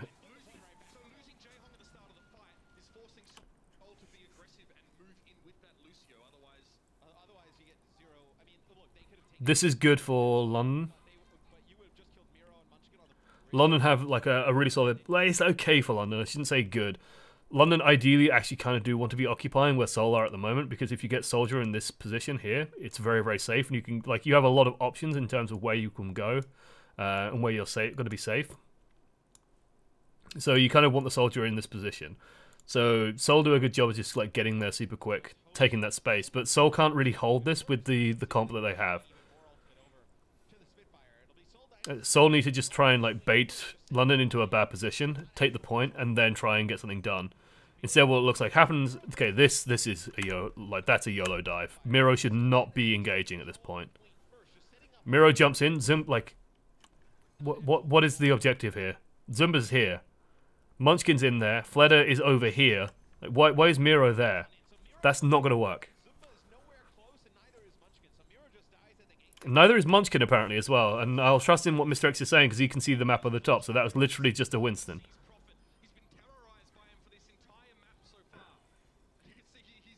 Everyone is super low. This is not a team that heals people quickly. Oh, dear.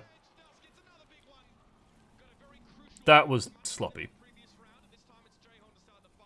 That was so sloppy.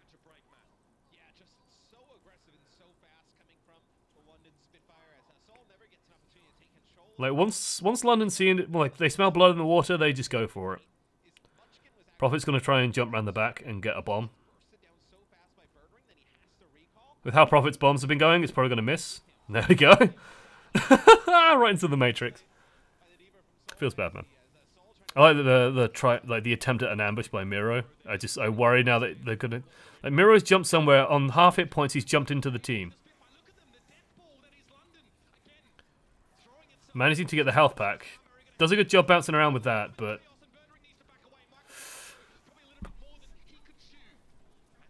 Transcendence is better than Sound Barrier. And so Transcendence wins through that fight. That was very close by Miro. I thought he was going to be completely destroyed. Like, this jump is so risky. Just jumps right into all of Spitfire on like half hit points. Somehow survives.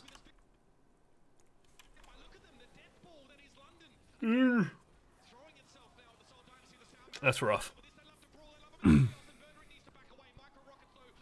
Birdring ulted as well. That's actually pretty big. Okay. So yeah, Birdring's back on Genji. They're just gonna play probably aggro, go on, like pick target, try and force it, ult out of Lucio.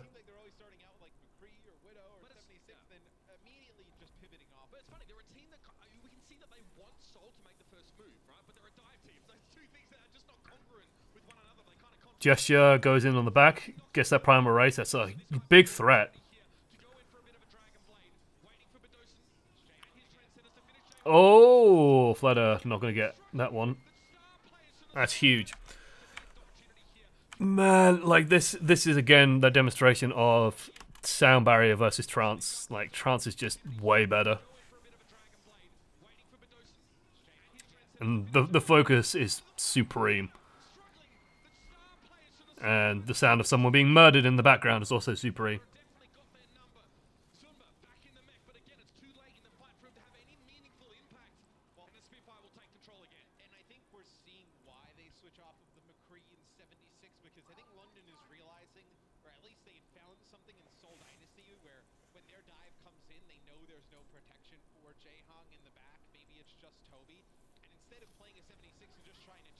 Super aggro out of London, but the dive is like, this is what a good dive looks like. Holy shit! Like instant lock on onto Jaehong, and just it's like Mr. X is saying, like, where is Zumba? Because that is such a dead Zenyatta.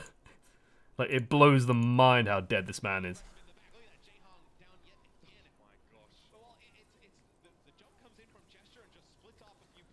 And it's disgusting. It feels like Solar unraveled. Next push. Trying to come out of high ground, get scouted out by Prophet.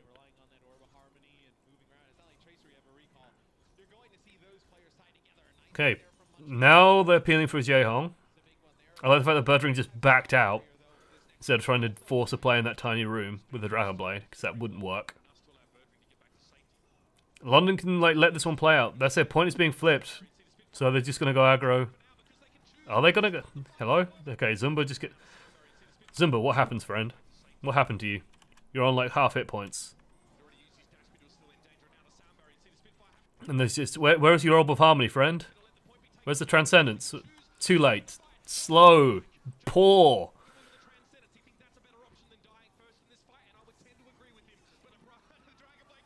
And there we go. Easy for Birdring now.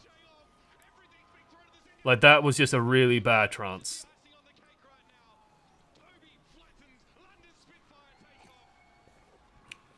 That felt like Ryu Yang was rattled. That's where I'm going to call it for now, because I am tired. And it's time to stop. Right. It was an incredible series. If you want to go and watch one of the best teams in the league who played extremely well in most of their series so far, go and get bodied. Definitely worth watching. It feels like Zumba's just trying to protect Miro constantly and supports are just free. Yeah, it's like, this is the thing with London. They don't care. Like, London will go, oh, you're protecting this hero? Okay, we're just going to kill this one instead. And it just works so well for them. So if they do start protecting Miro, they're just going to flex onto Ryu Jaehong and kill him. If they start protecting Ryu Jaehong, they're going to kill Miro. And if Zumba gets out of position, they're going to kill Zumba. Like, they don't care who is where. They'll just kill them non-stop. Right, guys, thank you so much for watching. Thank you for the support as ever. Let me find this. So thank you to Limo Senpai,